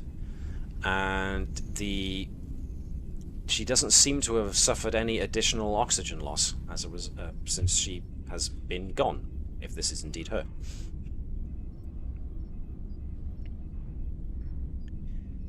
Time appears to make no sense in this realm, wherever it is.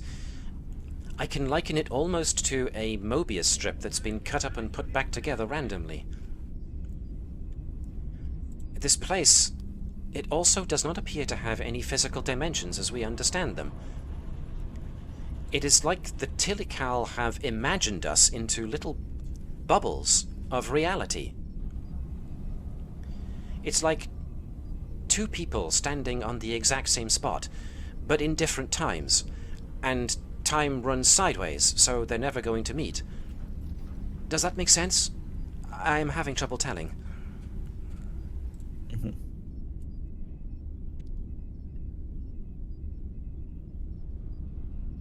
In any case... It does... Go on, sorry, I interrupted you. No, it's fine. It's fine.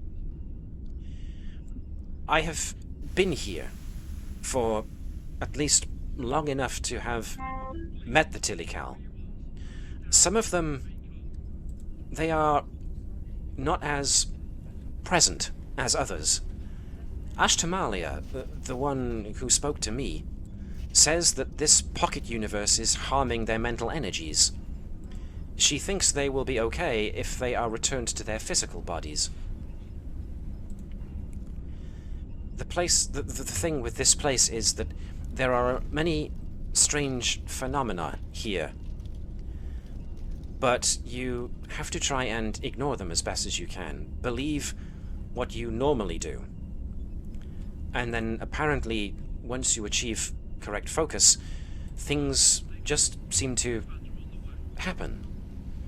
For instance, when I became aware of this ship, as it passed seemingly close to me, as even though physical proximity seemed to play no part, I focused on the thought of beaming aboard, and apparently I did.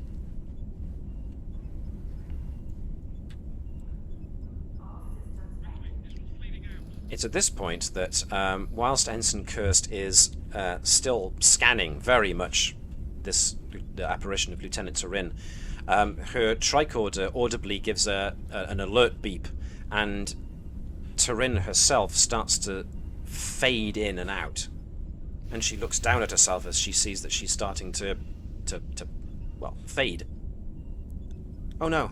No, I've only just managed to achieve materialization and something's wrong. I can't seem to hold on to it. Please, Captain, I don't want to question my reality. I couldn't tell if I was real or not. I had no definitions. There was no way for me to focus on what I was, and I don't want to go back to that. Please. It is a most distressing circumstance to not be sure of your own existence.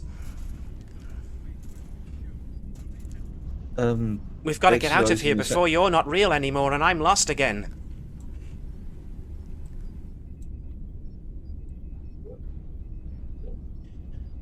I would just be saying about the things about exercising the lines of logic. Is that if you are conscious, therefore, if you, what is it? The actual rules of sentience, that you are that you have conscience and things like that. Can't remember the actual thing. Well, I think therefore I am. Yes, that's it. So if you think yourself a consciousness, then you, by definition, are a consciousness. That kind of thing. I mean, that wasn't me stating it. Yeah, so but on a more Vulcan-esque term of how logic would define that a consciousness suggests that you have an understanding and concept of the reality within which you are bound.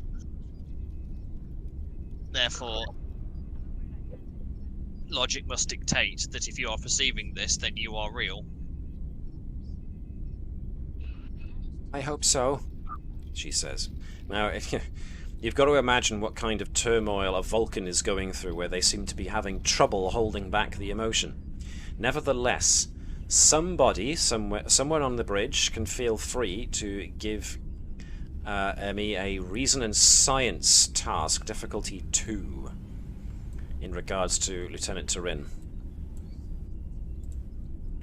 That'll be probably Mono again, I'd imagine. Entirely up to you. Cursed is the emergency investigation specialist. This is not a standard procedure. I'm pretty sure this counts as an emergency. Okay. But we also have our acting chief science officer here We as do well. have the acting chief science officer, yeah, so... But Well- Cursed has a determination, doesn't she? Whereas Mono doesn't.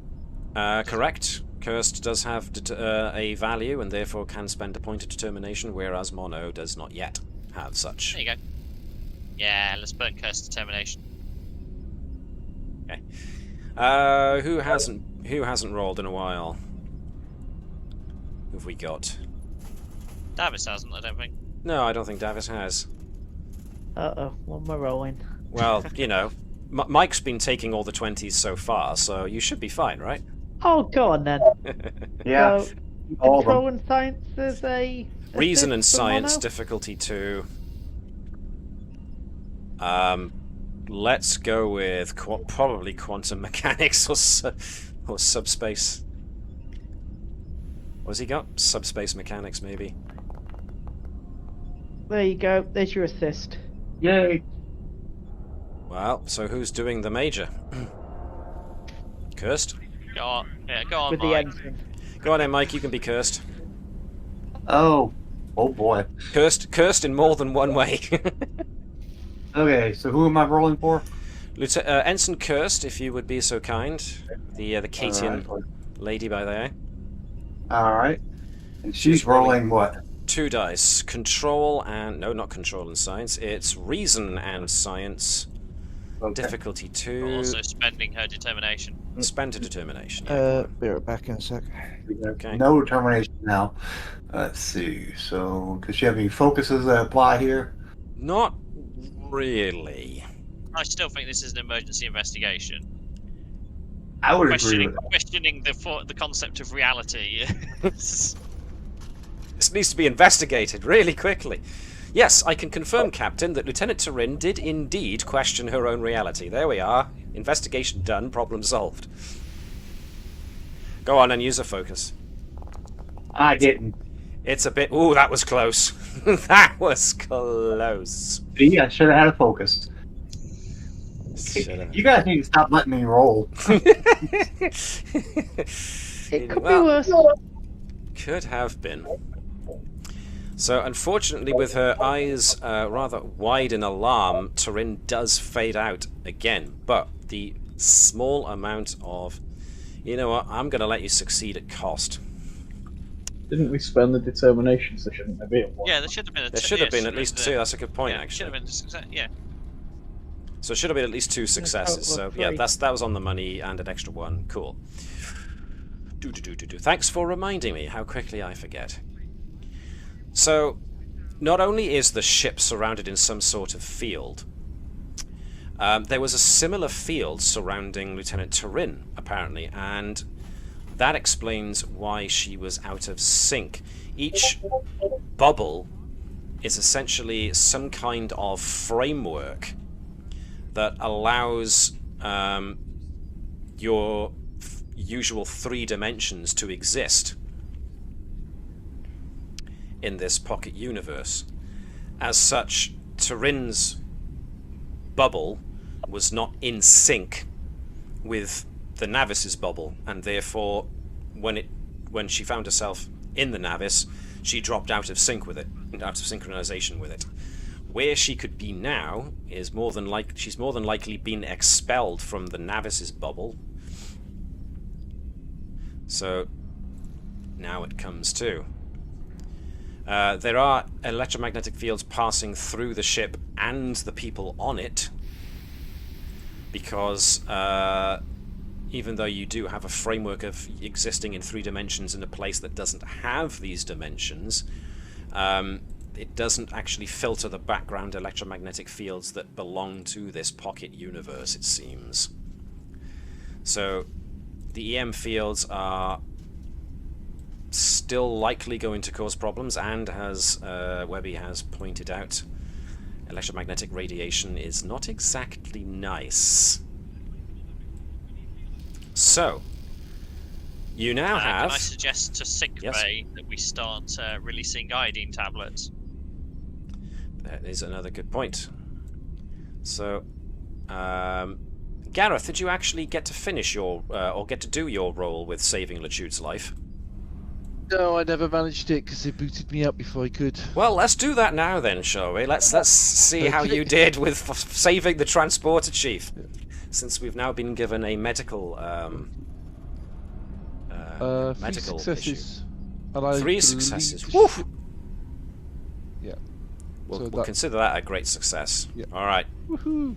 You've managed to stop him from bleeding out. You've repaired most of the damage. Now, of course, he needs some serious work with a dermal regenerator to fix the lacerations. But that can be done by a nurse as soon as one of the nurses is available.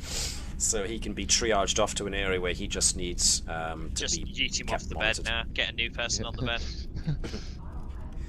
Transporter chief, transport thyself to health. This is where we find out that Jenny, Eric, has actually been sort of like critically injured, but Jean is refusing to take her to sickbay because he's got this vendetta against the Doctor. And this is when, as Bertram is cleaning his hands with, you know, getting LeChude's blood off of his hands, is when the call from the bridge comes down about inoculating folks against electromagnetic radiation. Okie dokie. So, well, I mean, this depends entirely on what you want to do in this regard. I was thinking, I set Hold on, Alex. Sorry? I just said, hold on, Alex. We'll reappraise you in a moment. Okay.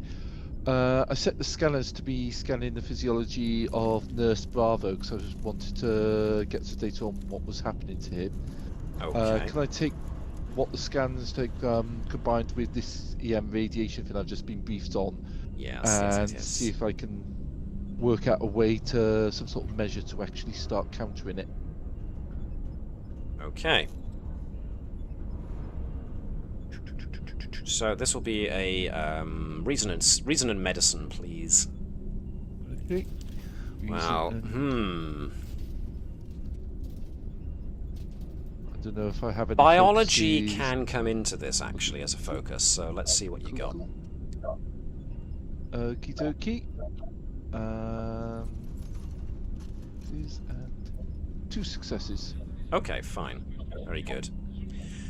Alright, so what the doc finds is when he analyzes Bravo, Nurse Bravo, the first thing he finds is that that the telepathic center in the Betazoid brain has basically shorted out, insofar as it's you've seen it before. You've seen it in Nova. You've seen it happen to some of the other Betazoids.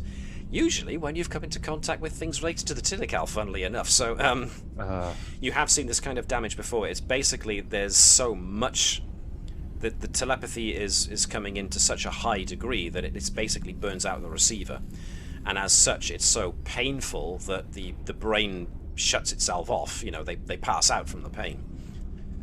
So that's what Nurse Bravo's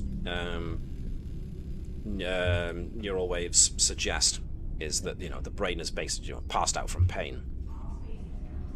Right. Investigating the electromagnetic fields. Oh, sorry, was somebody going to say something then? No, I was just going to say that Nova's now that immune to it now that she doesn't feel it. Well, yeah, Nova has touched some pretty hefty mental presences now, and that was what the role at the beginning was for, was basically can Ori and Nova grit their teeth enough against this bombardment to weather it and keep on going. Unfortunately, Ori was overwhelmed by it, and Nova is managing to at least stay busy at the moment and keep her focus that way. So, I think she'd probably still be trying to probe it and let it ride it. The trouble Same is, as she normally does to make the contact. Yeah, but the problem she's having at the moment is it's basically a din of voices. It's like you've got like 100 people trying to talk to you all at once. So trying to... but the ship's like that anyway, so... Yeah, but this is like telepathic voices literally coming down on you. So it's almost... Nova, to the best of her ability, can try and go, one at a time, one at a time. No, really, one at a... Oh, bloody hell, you can't hear me, can you?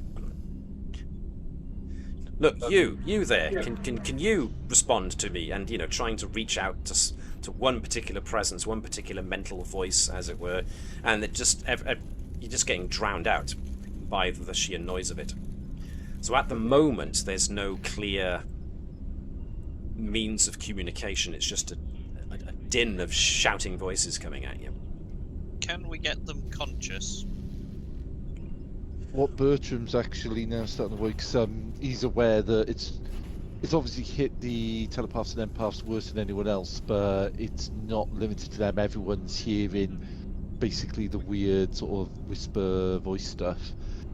Definitely he'll start seeing if he can bring out some inoculations, but he's also worried about this environment. The longer it goes on, he'll start wearing away at basically the mental fortitude of people. What he's really worried about is it'll interrupt with rest and sleep. So if we're in here for an extended period of time, we're not going to be able to do the kind of like mental stuff that the brain normally does to sort itself out during rest. And there's probably going to be an even bigger amount of that stimulation that the brain needs to deal with because of this constant stimulation, which means that probably within hours, maybe a day or two, people are going to start actually severely losing their sanity to this. At least that's Bertram's initial theory. So it looks like he needs to organise or see if we can work out an inoculation for the physical effects of the radiation, but also see if he can work out some way to protect the minds of people while we're here. Well, effectively, you need to force REM sleep to kick in so that people's minds can recharge. Either that, or figure out a way to actually, even if it's just like some sort of temporary measure, mute or interfere with the mind's ability to pick up this mental static. In that regard, Bertram's findings are a little, when he looks at the EM fields, actually become a little bit more alarming. Insofar as the EM fields appear to resonate with some people's brainwaves. So the fields are obviously interfering with humanoid brainwaves. Right. And this could be causing hallucinations. Or what's causing the hallucination. But furthermore, the fields are resonating with some people's brainwaves in such a way that it's like they are transmitting their thoughts to surrounding crew members, which is creating shared hallucinations. So almost like it's kind of boosting basically people sort of like people, most people aren't regarded as empaths and telepaths, but because it's kind of a neurological thing, and I think there are some cases of humans and other species that aren't normally empathic having certain empathic abilities, not to the degree of say betas or something, but that sort of thing. I was just wondering if that basically means that it's not only stimulating maybe those latent areas, but people who are on a certain frequency might actually kind of like find themselves temporarily linked and even resonating off each other, kind of almost like having a cascade effect.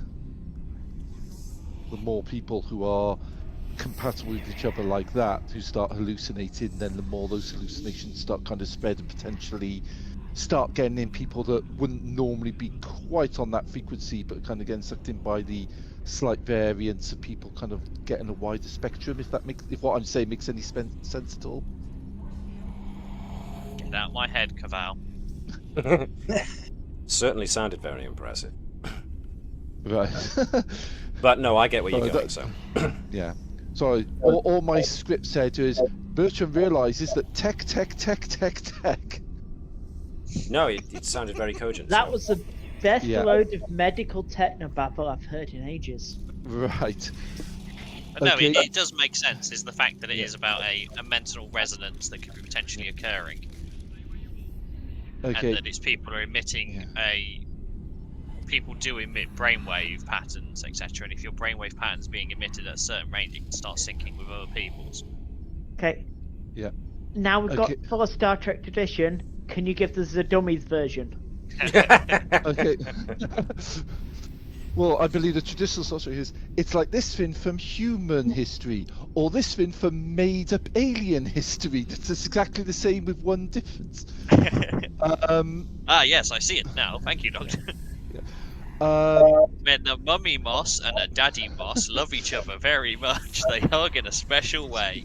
Basically, Thank you, Dr. Bertram. Bertram is going to ask his medical staff to start trying to prepare inoculations for this style of radiation. He's going to start seeing if he can cobble together some sort of protection against the mental effect of it. Possibly, given he's got access to an unconscious Nurse Bravo here whose brain is being overstimulated, keeping unconscious, basically seeing if that more obvious effect can actually help him work out a way to cover countermeasure and then sort of like see if it can reduce the strain on Bravo's brain. Well, what will probably be required here then is a joint venture between sciences and medicine. Yep. So whoever wants to get in on this. Bertram is going to be explaining this to the captain and the urgency of finding, especially given the possibility of increasingly intense mass hallucinations, the importance of finding some way around this. Which is given even more prescience by the fact that the bridge gets a call, which Dr. Bertram can listen in on, that 2 crew members are apparently running away from a Klingon Targ that just manifested on Deck 6 and is chasing them down a hall.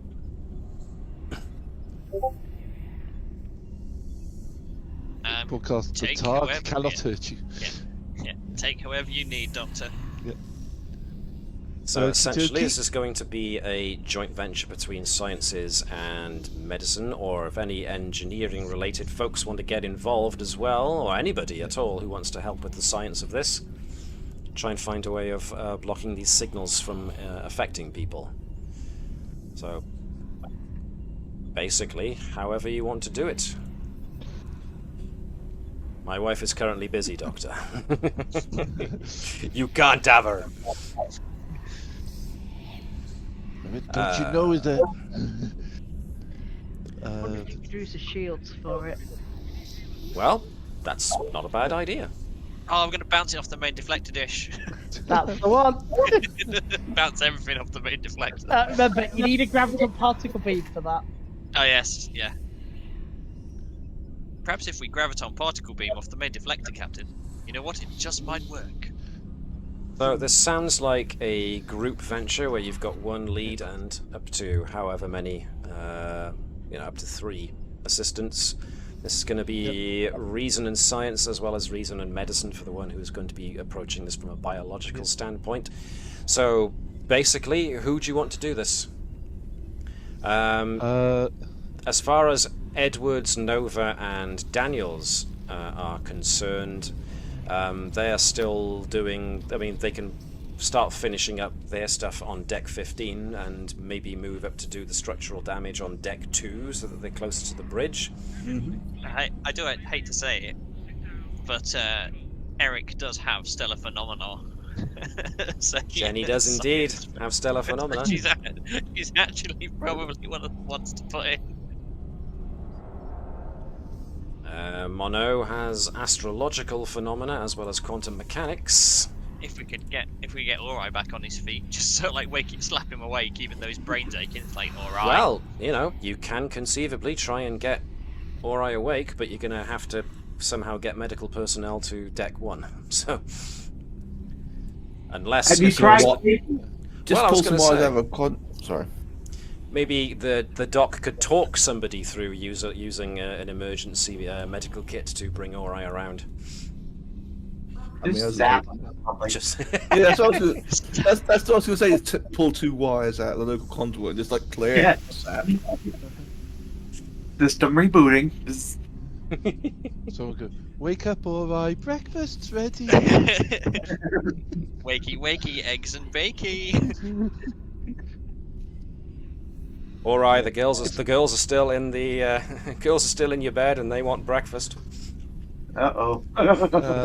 Yeah, Bertram will try and talk someone through sort of waking them up and trying to temporarily dull the pain with an emergency medical kit that they have on the ship on the All right, bridge. since we've convinced ourselves that Lieutenant Teak is the one with the higher, better chance of doing this without too much trouble, let's have Dr. Bertram talking to Teak through this. Yeah, unless Caval has higher than 2 medicine. No, so yeah, Natik is the actual best medicine guy on the bridge.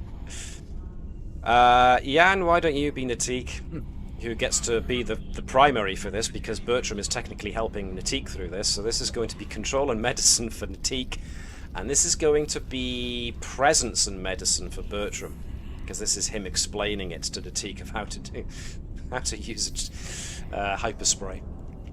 This does not by any chance involve phaser, weapons, or hand-to-hand combat. Well, it's hand to hand. Chest compressions. His heart Can I hasn't count- stopped. He doesn't need Hey. chest compressions. Hey, Can I Natik. count as having focus in this with like knowledge of surgery and biology and stuff? Yeah, But Bertram can his brain. definitely focus. Hey, I get Natik. one success. Natik. Do better. There we are.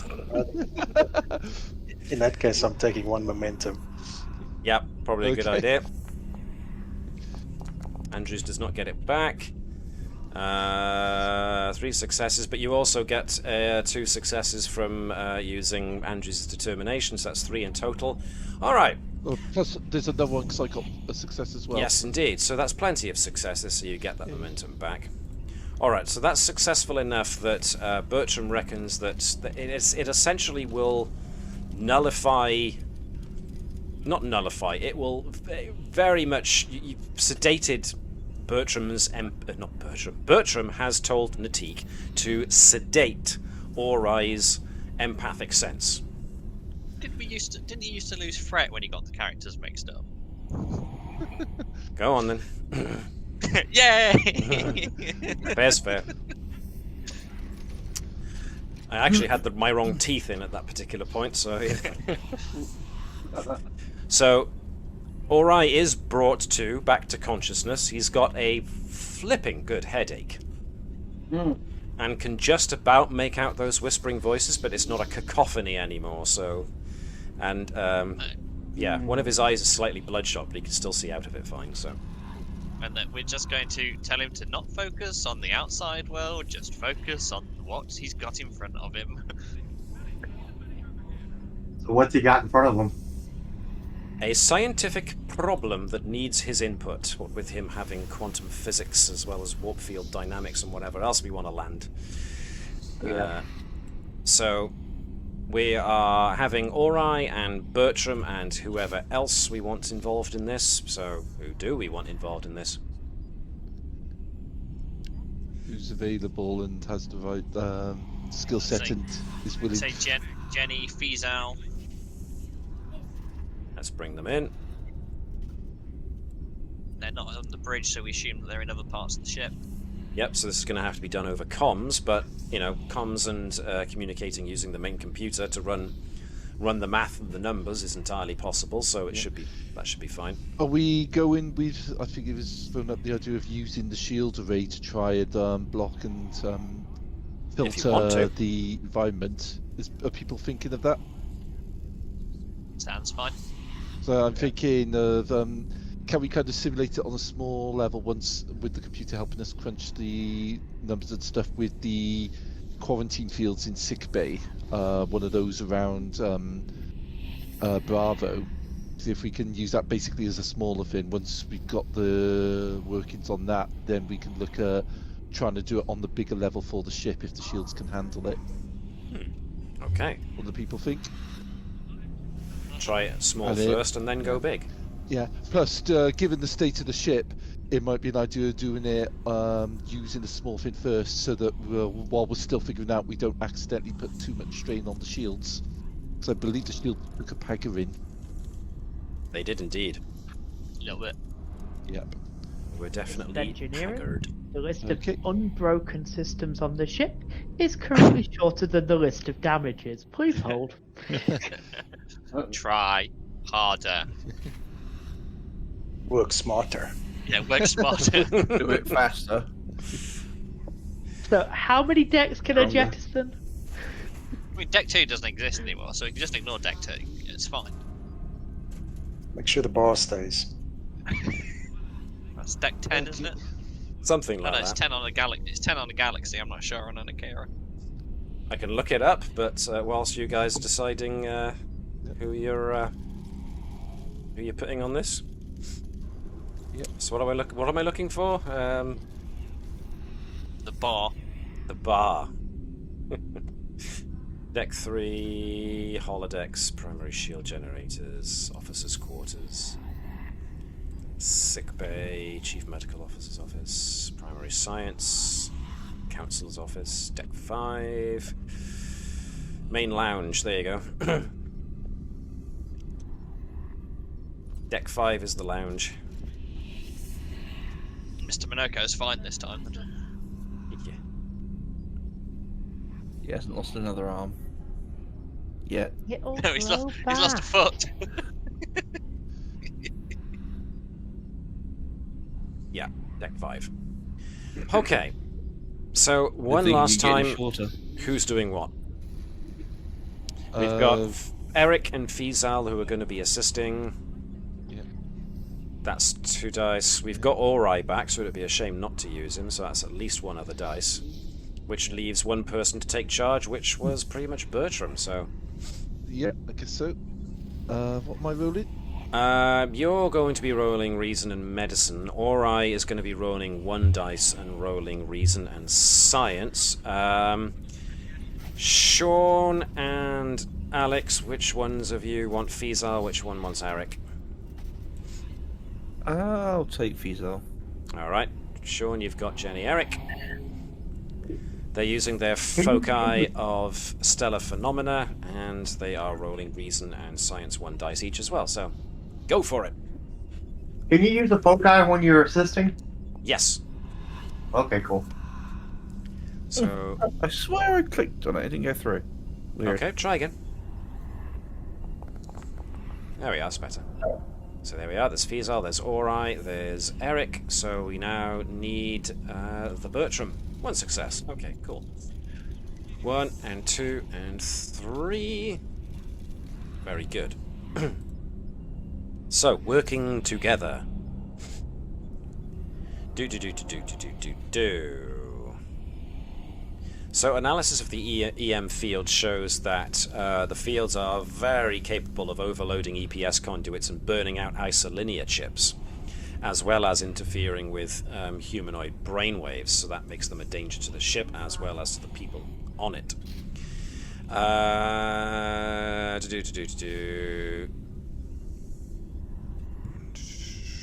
You've already just figured that out, so there's no point there of hashing over the same old stuff.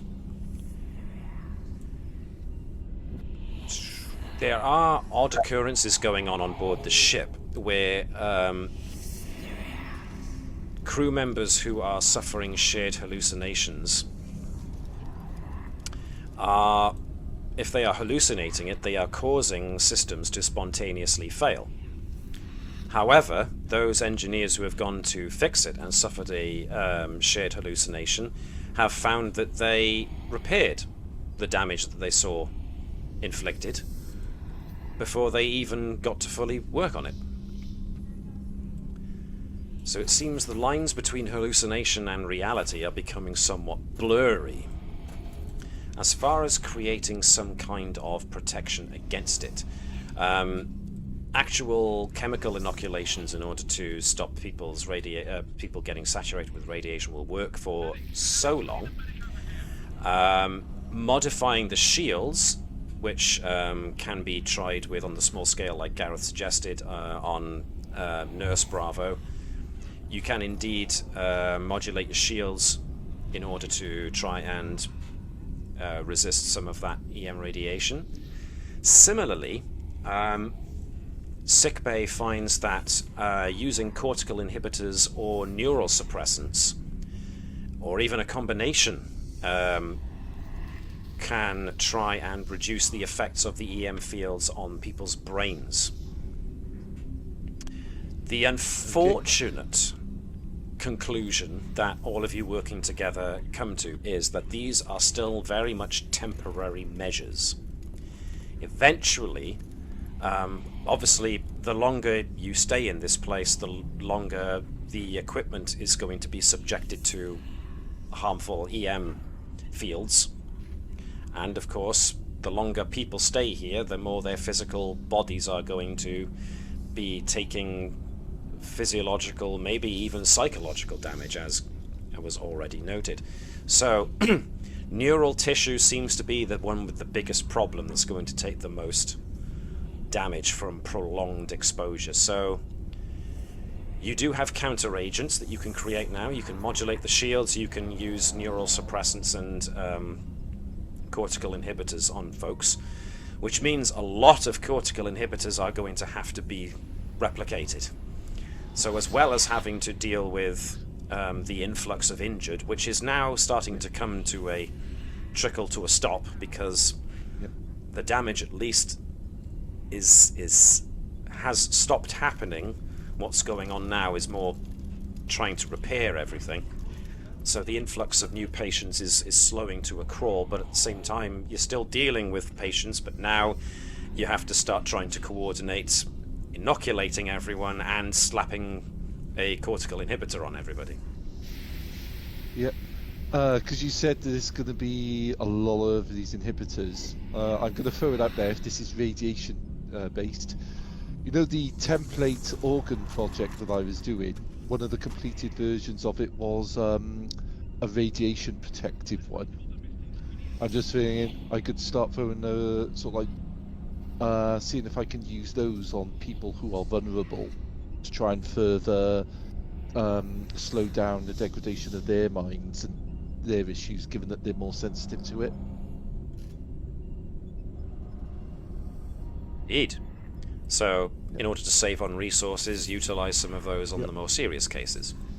Yeah, I'm thinking this is probably going to basically mess with the minds of the telepaths and empaths quicker than other people, given their sensitivity to it. Alrighty. So sounds like a plan. So start off with poor Nurse Bravo, who is basically been upgraded to my guinea pig for the day.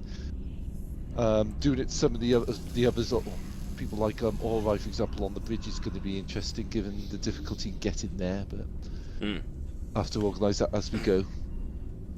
Now, after some time of conducting all these analyses and coming up with what you've come up with as a temporary solution, in that time, Nova, Edwards, Stevens have managed to do as much as they can on Deck 15. They've come up and started doing the same kind of thing on Deck 2. As a result of the repair teams being able to get out of Deck 15, the repair teams are now spreading out throughout more of the ship and are therefore able to take more of the load, as it were. So these guys can now rejoin the rest of the gang. There's still work to be done on Deck 2, of course, but at the very least you've managed to do most of the heavy lifting with securing the bits that needed securing and creating at least avenues for engineering and medical staff to go to and from. So this feels like you've been doing this for hours. Ship's chronometer suggests that you have been doing it for hours, but the chronometer isn't exactly ticking by on a constant rate. Is it in sync with my internal chronometer? Yes. But that's Then because you have direct communication with the ship. Well, yeah. Well, that's fine. Is that we'll be using that as standardized time, so everyone will be forced to check the chronometer and make sure that they agree on the time. So it's one thing is a constant across the ship. So time is kind of ticking by like 1, 2, 3, 4, 5, 6. That's fine. Clock watching is 7. not an issue because the only people that's going to sort of like be really clock watching is me because I can't stop it, and someone who's like watching the computer core, etc. The average crew member isn't really going to be counting seconds, so at least we've got some sort of perception of time flowing. Yeah, It keeps that level of stability. Thanks to Nova and Edwards, Vibers, and Stevens' efforts, medical teams and repair teams are now able to get to the bridge, and therefore Chief of Security Bravo is able to be carted away, taken down to Deck 4, where he can be put next to his brothers. Have we got an entire wing of sickbay filled with Bravos now? Pretty much. All the Bravos. So, you've managed to buy yourselves time. This now comes up with the question of what do you want to do now? Repair crews are going to be seeing to the structural integrity problems for a while, but for the moment the ship is capable of moving. You still have that minor problem with engineering, which can be solved pretty much by Unit Hello if you want him to do that now. If you want it to do that now. Nope, okay, never mind. Yeah, sounds good. Yeah. Okay. It's just one of them of Hello is obviously, as Tilikaal may have slightly more of an understanding. I think we need a senior staff meeting to discuss what our next plans are, because we can continue to just set a random course in a random direction. The problem is I don't want to run into the other ship that's potentially here, but at the same time, from what Turin said to us, is that the Tilikaal had already reached out to her, and she had had conversations with some of them. Well, let's get to Unit Hello first. Sean, since it's your tentacular metallic abomination, let's go for... Now, what was it before? It was the engine's minor breach. You just need to do a restore, so that's going to be a control and engineering check. Power management will probably do.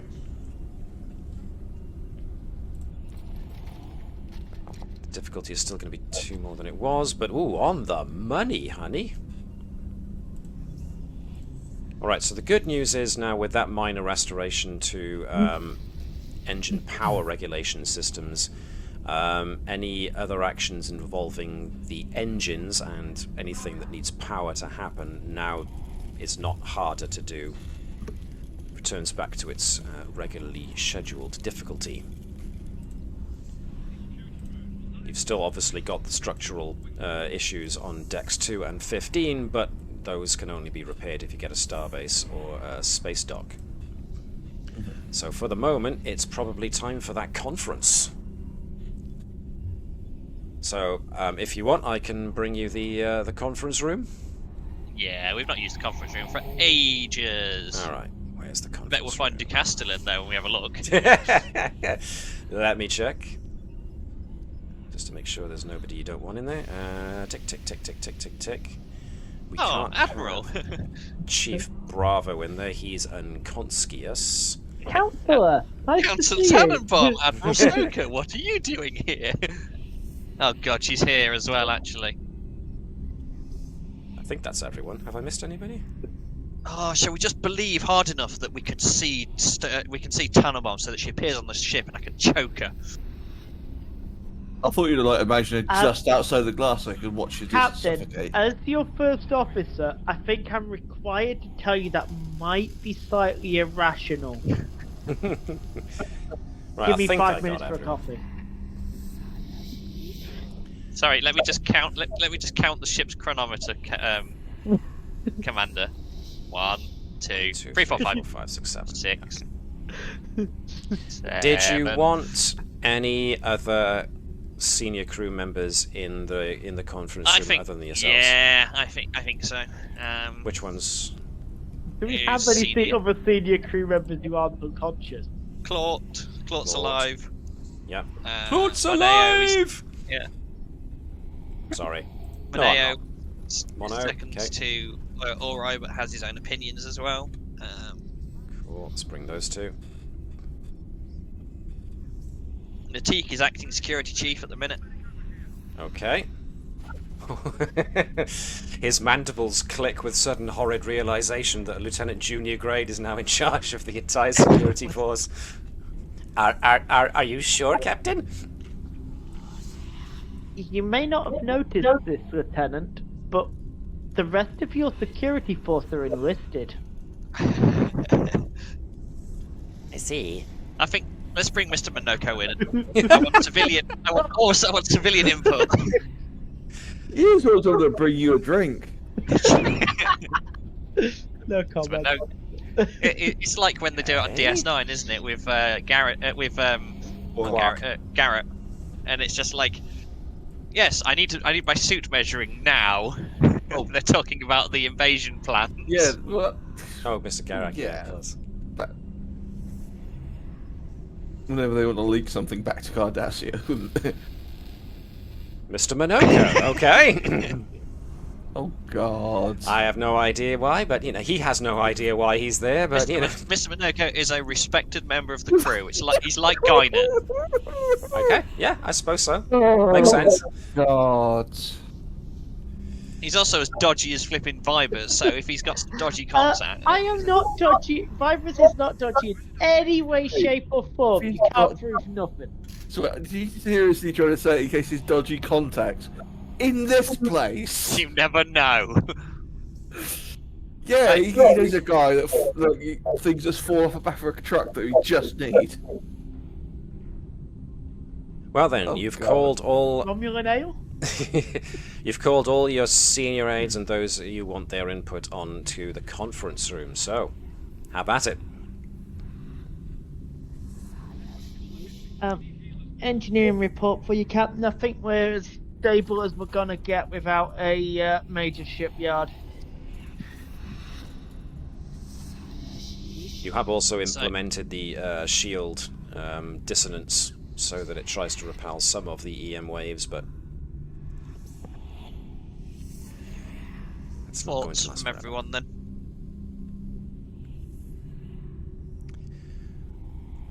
Anybody got any thoughts that their character would like to voice?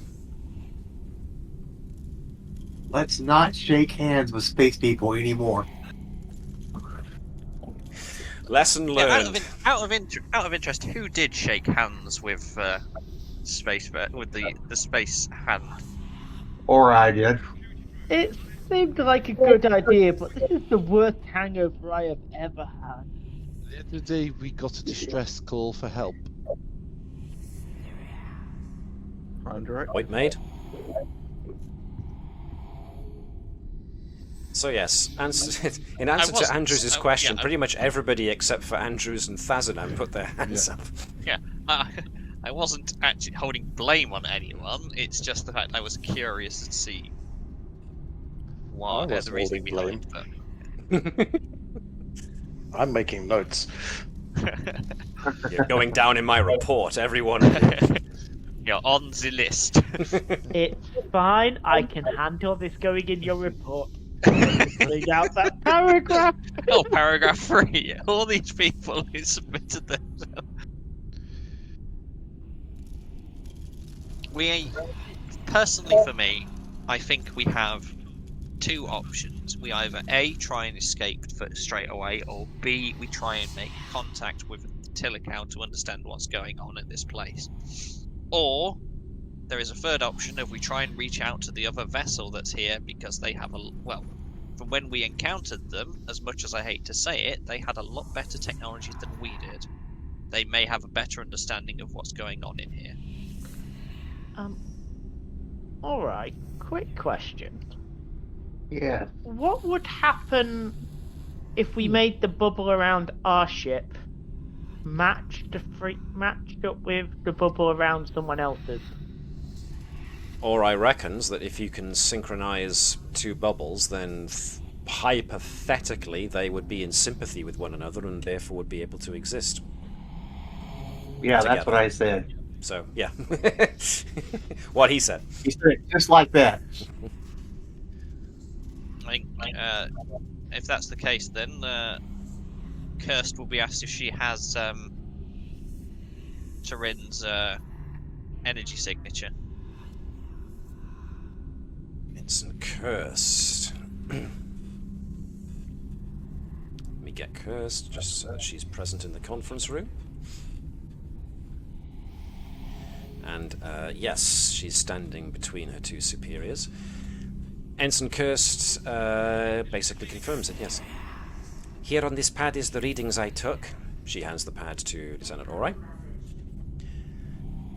It's entirely possible that we could try and set up sensors to look for that specific resonance of bubble, perhaps, in order to try and identify Lieutenant Turin's. We could similarly perhaps use it to try and identify the Tilikaal ladies. Maybe. Although I have to admit, according to tricorders, the Tilikaal ladies' energy matrix, or whatever it was a lot more complicated than Turin's. Well, I mean, looking at priorities, that would be a lower priority, right? Right. So let's, we're going to adjust the sensors on, correct? Captain?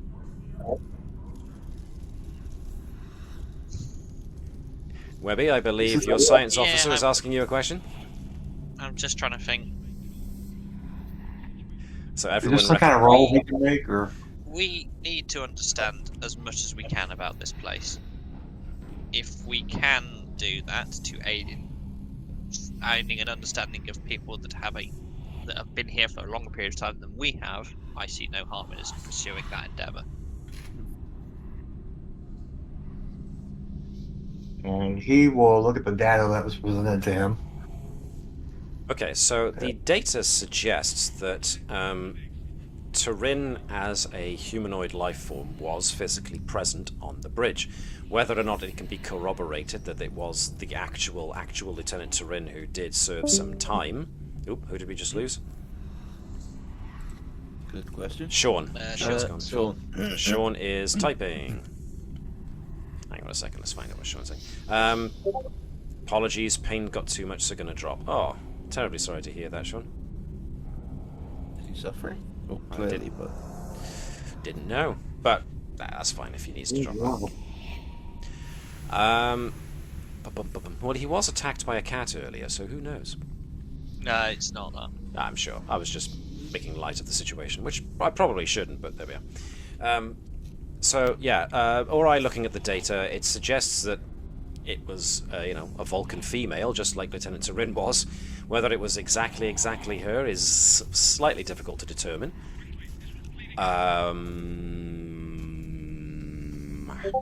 Ori. Whoop, I lost connection to server. Re-established, there we go. Mike, feel free to give Ori a reason and science check. I am going to allow you to do quantum physics for this. Okay. To show just how smart he is. Come on, Ori. I believe you. You we can all do this. believe in you. Come on, Ori. Yes, yes, yay. You sucker. Whoa, 19 and a 13. One success, that's all I needed. Cool. It occurs to Ori. It occurs to Ori that since Lieutenant Turin was a serving member of the crew and was here for a number of missions, it's more than likely that her exact pattern is in the pattern buffer somewhere, or at least in the records of the pattern buffer having gone through the transporter. So you do have at your disposal a means of trying to corroborate whether or not that is the actual Turin. You might even be able to tie that to what you were talking about earlier as a means of trying to locate Turin, or at least scan for Turin. He will relay that information to the rest of the staff here and ask for opinions whether that's something that they would be interested in pursuing. So it is a question that's been offered. What do people think? If there's no objections, do it. It does bear mentioning, mostly for Mike's sake and anybody who's watching who doesn't remember. Captain Andrews referred to another ship that had far superior technology. So, as a faithful assistant, Lieutenant Monod can hand Lieutenant Ori a datapad which has a recording of what happened on that fateful day, which was essentially a black ship that looked like it was made out of Federation technology but carried no insignia, no defining marks. Appeared... the Orion Pirates. Yes, the Orion Pirates, quote. Section 31. Section 30 something. May or may not have been part of some kind of branch of Starfleet intelligence. You never did get a clear answer.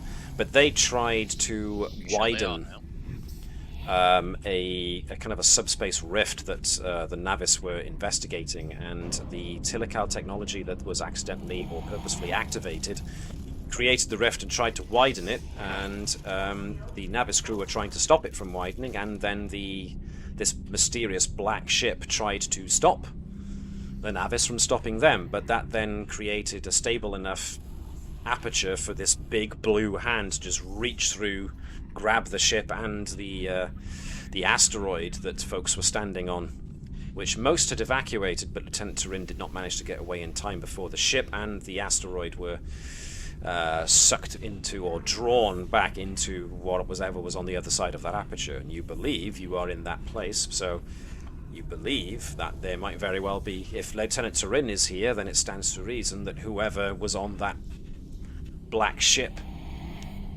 the ship itself, might also be somewhere in this realm. Andrews will call up Tannenbaum's pattern from the teleport buffers and say, if you see that signature, avoid it at all costs. Noted.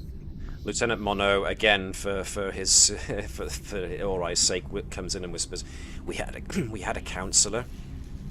Turns out she was actually a spy.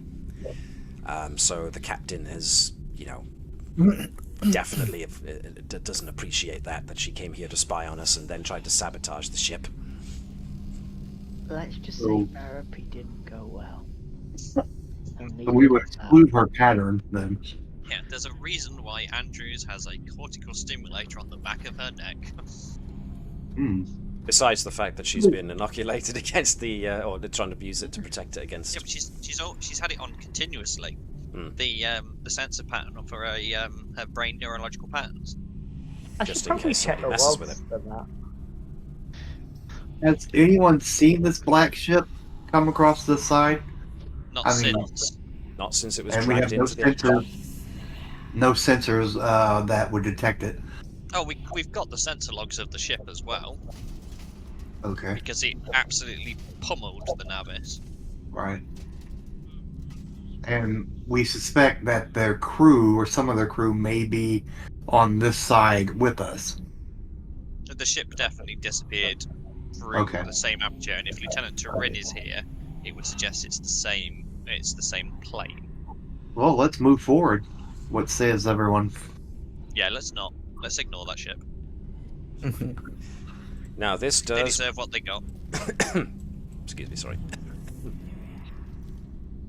This does, of course, broach a situation that Fazanan would likely bring up, which is, how are you going to actually move the ship? Because what if the bubble doesn't move with you, what if you have to venture out into another bubble to find Turin? Well, a shuttle or a Probe? fighter would be easier to change the shield harmonics because it's smaller. And it would only risk one crew member. Sounds like a job for Fasna. That's Well not a Nova. volunteered, Lieutenant. Or I could do it. He's not very Well valuable to the crew. volunteered, Lieutenant. Well volunteered, yes. Off you go. Put a He'll scratch on do the it. Carpathia, I will kill you. Yeah, so you do have a runabout available, so, something with a bit more heft than a shuttle, but not as big as the Navis itself, so. You do have options open to you. So, with that Let's in start moving mind... bubbles. Yeah, sorry, Mike, what was that? I said, let's move some bubbles. Okay, so what's the plan going forward? What's your first task? What's the first thing you want to take? So I talked over you again there, Mike. Say that one more time. I said we've got all the data available right now that we can use to make judgments upon. So, are there some rolls that he should be making, perhaps? Or let's see. Or is this just narrative? Mostly this is you guys discussing what you're going to do. However you want to go about it. Well, he'll volunteer to go out and adjust the harmonics. We'll see if that gets poo-pooed. No, Well- I think let's try and first of all let's try and see if we can detect the other bubble, All right. and then that's when we will, I think, we will see if we can then, in parallel, we will see if we can alter the harmonic frequency of, say, the Carpathia whilst it's in the hold. Well, that could be warp field or quantum mechanics, quantum Indeed. physics, right? Yeah. Maybe both of them. So let's see. Reason, Well- science. Yeah, sure. And anybody else who wants to help contribute? Yeah. Oh, Vibers or I take as many people as you need to get this done from both sides. Understood. Right. The next question is Vibers, which would you prefer? Would you prefer to be on the ship or on the shuttle? We haven't got a chief engineer and more lives are waiting on me here. I'll be right back. So I think this is Stephen's moment to shine. So the shuttle or the runabout? Yeah, the shuttle or the ship, the runabout or the ship. Or the runabout, the I ship, think rather. it's- was what I was Stephen. asking. Yeah, was what I was asking. Vibers. I think it's gonna be Point Stevens and Edwards at the runabout, and Vipers goes, we've got a ship held together with duct tape and hope over here, and my only trusted backup is currently in sickbay out cold. Wait, you just volunteered me? Voluntold. If you want Plus- to do it. Plus, he I also think said they're that the you two weren't trusted, most so... Qualified. So I'm perfectly trusted in the engineer. I'm not trusting you as chief engineer, acting chief engineer. You can do it if you want. Yeah, he might archive things. You never know if he gets carried away and thinks things might belong in museums. Yes, I'm going to start taking apart bits of the ship to be squirreled away somewhere. Which is, Gotcha. just me stirring the pot. But Actually, that's the point. Edwards, would you like responsibility for all the lives on board and the core and the current structure integrity, or the shuttlecraft? Well, Your on call. the chain of command that we I'm weighing it wrote, up. that you all agreed on, although technically Claw outranks Nova now, is that it's Andros, Vibers, Cavall, Bertram, Bravo, Lieutenant Bravo Engineering, Lieutenant Erin Nova Operations, Lieutenant Claw Tactical. So Bravo's out, which means that Nova's promoted. Bertram is tied up on medical. Cavall is taking the Carpathia. Vibers is currently in engineering. The captain is kind of like, which way do I go? Do I stay on the ship or do I will I potentially be needed on the runabout, etc. So yeah, Nova's currently in line for the XO position, or we go it as per Clawt's promotion to Lieutenant Commander that Clawt will take the command position. Lord gets to sit in the chair. Clawt doesn't need to sit in the chair. Clawt is the chair. You wouldn't fit. Am I? There is no I'd chair just big like to enough know. for Claude. Gotta know? I would just like to know that what is the maximum bubble drift that we're going to allow? So if the runabout goes out of the Navis's bubble, at what point do we feel that there's too much sort of variance in the bubbles? Exactly. This is kind of why I wanted us to try and do some tests within the cargo bay, within the shuttle bay. We should be able to see if we can mimic the And we phase can't send variance. probes out for this. Was that sorry, Mike? We can't use probes for any of this. That's a much better plan. Probe is a good plan, actually. Yeah. Hey, that's why he's Chief Science Officer. That and rolling 20s. We ain't sending no monkeys into space. We have to send people. Don't waste a perfectly good probe. We'll just send some crew members. Next episode, the probes are running the Navis. You're like sending the next layer of red shirts. Probes are running this. So basically, Unit Hello is in charge of the entire ship, just having a conversation with a probe. So, We're all dead. how are you doing? Well, let's take you back to the bridge. I think we want to get the probes ready and then have them check for variances in the fields if we can, based on. Go ahead. Oh, you first, mate. You finish. Well, just say based on the data we've already collected and inferred. Yeah, as part of bit with Mr. Minoko being invited up, is Mr. Minoko is going to be on organising events, and that all departments are going to be on 4 shifts rather than 3, to allow extra time for crews to be off duty. And so that there's going to be entertainment and things, sort of light sort of like music evenings and poetry reading and all that in the main Mess hall. bar to keep people's focus on specific things, and it's going to be set at specific times. Okay. So people have got something that they're focusing on. This is on at this time, etc. All right. So you're trying to keep folks focused on something, but also giving them plenty of rest time. All right. So, are we going to have Twilight Shift with all the emos? We're going to find night crew. Night Shift? I didn't know you Night guys shift. actually existed. All right. Okay. Captain, night shift is actually whoever's left over on rotation, right? Lies. That's what Night Shift wants you to believe.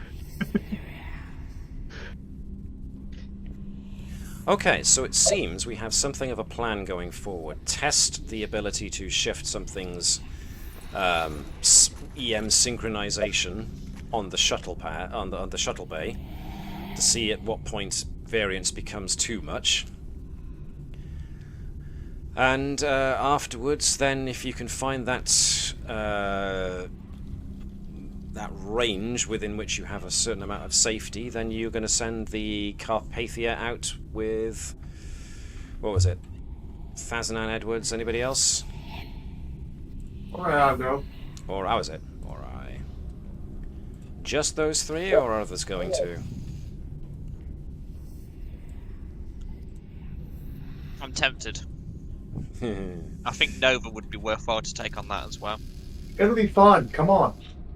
Come on, Cap, you never get to leave. Let's try that again. Alright. Edwards. That's man. Copy.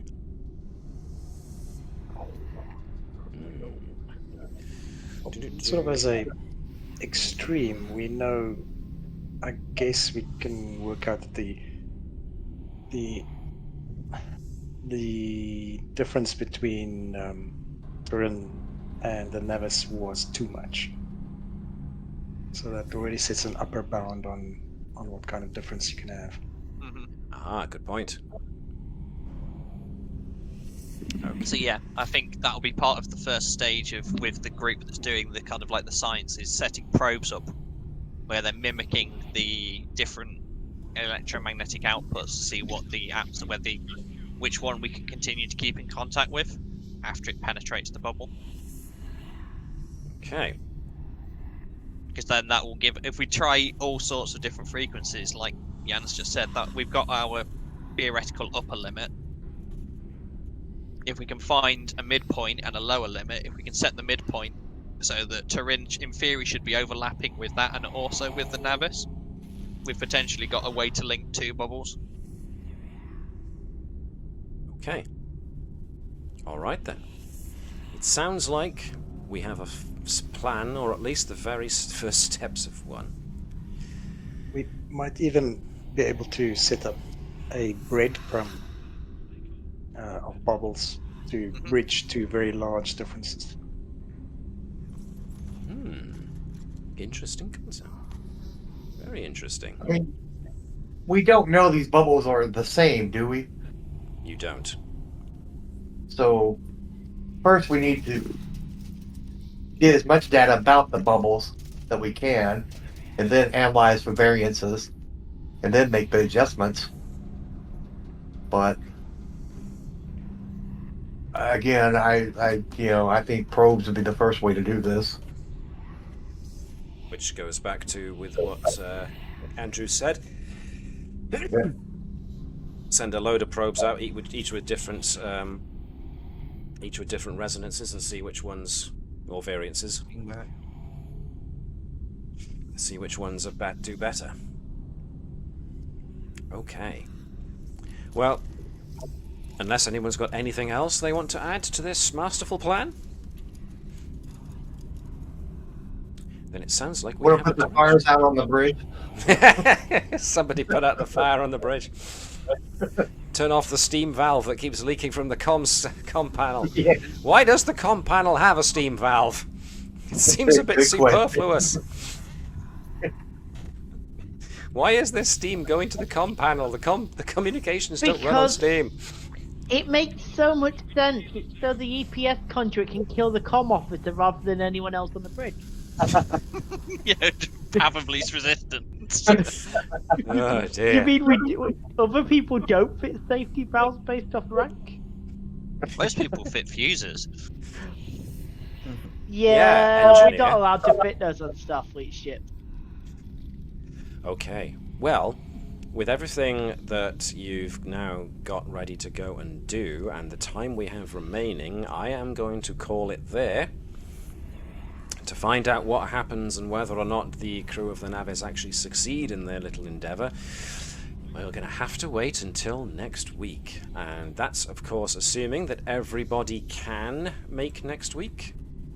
Yep. Should be able to. Affirmative. Excelente. Affirmative. Let me just check my own calendar, which naturally is taking an excessively long time to actually load. But yes, next week should be fine. I don't think I have anything pressing. Or at least I would like to actually. Nope, you're not going to do it? Okay, never mind. Then we're going to assume that we are on like Donkey Kong next week. So we'll have to see whether or not. manner of Donkey Kong. We'll have to see whether or not the Navis crew can, as they usually do, use science to get out of this. See if they Or can dumb luck. Or dumb. It's a column A, column B kind of situation, so we'll see how we do. Science is dumb luck. Yes. Or the science of dumb luck. Or the just luck has of to be dumb repeatable. science. It's fine. We've already created one dark matter drive. I'm pretty sure we can make another one. Hey, That's here's the point. I have got the spec. We've got a spec for a dark matter drive. Yeah, let's just. I've got a do- manual for it as well. Yeah, let's just do a discovery and just get out of here. We're like, sucks to be you, Tilikaal. If we believe Navis it, we can make away! it real. Well, Suitable Substrate at least says good luck with synchronizing those bubbles. We will have to find out how they managed to do it next week. Thank you very much to everybody who watched the stream, and thanks as usual this on YouTube. If you did and you liked it, please feel free to give us a like, because it helps not only ourselves but everybody who does actual play of role-playing games. And, you know, extra Star Trek on other people's feeds is always a good thing. Like and subscribe, Matt. And ring Like that bell. and subscribe. All hail It's a the good Alpha. idea, because I am very erratic with when these videos go up. Nevertheless, thank you very much everybody for sticking with us. I will ask you all to do like the Vulcans do, which in this case is not actually get dragged into an alternative dimension, but to live long and prosper, and also remember to engage in infinite diversity in infinite combinations. May you all have the best gaming for this coming week, and look after yourselves and treat each other with kindness and respect, because my God, this world is going crazy these days. Alright then folks, thank you very much, and thanks to the crew as per usual for being so damn good and entertaining. Let's see how well they do next week in the realm of the Tilikaal. In the meantime, thank you very much for watching. Hailing frequencies are now closed.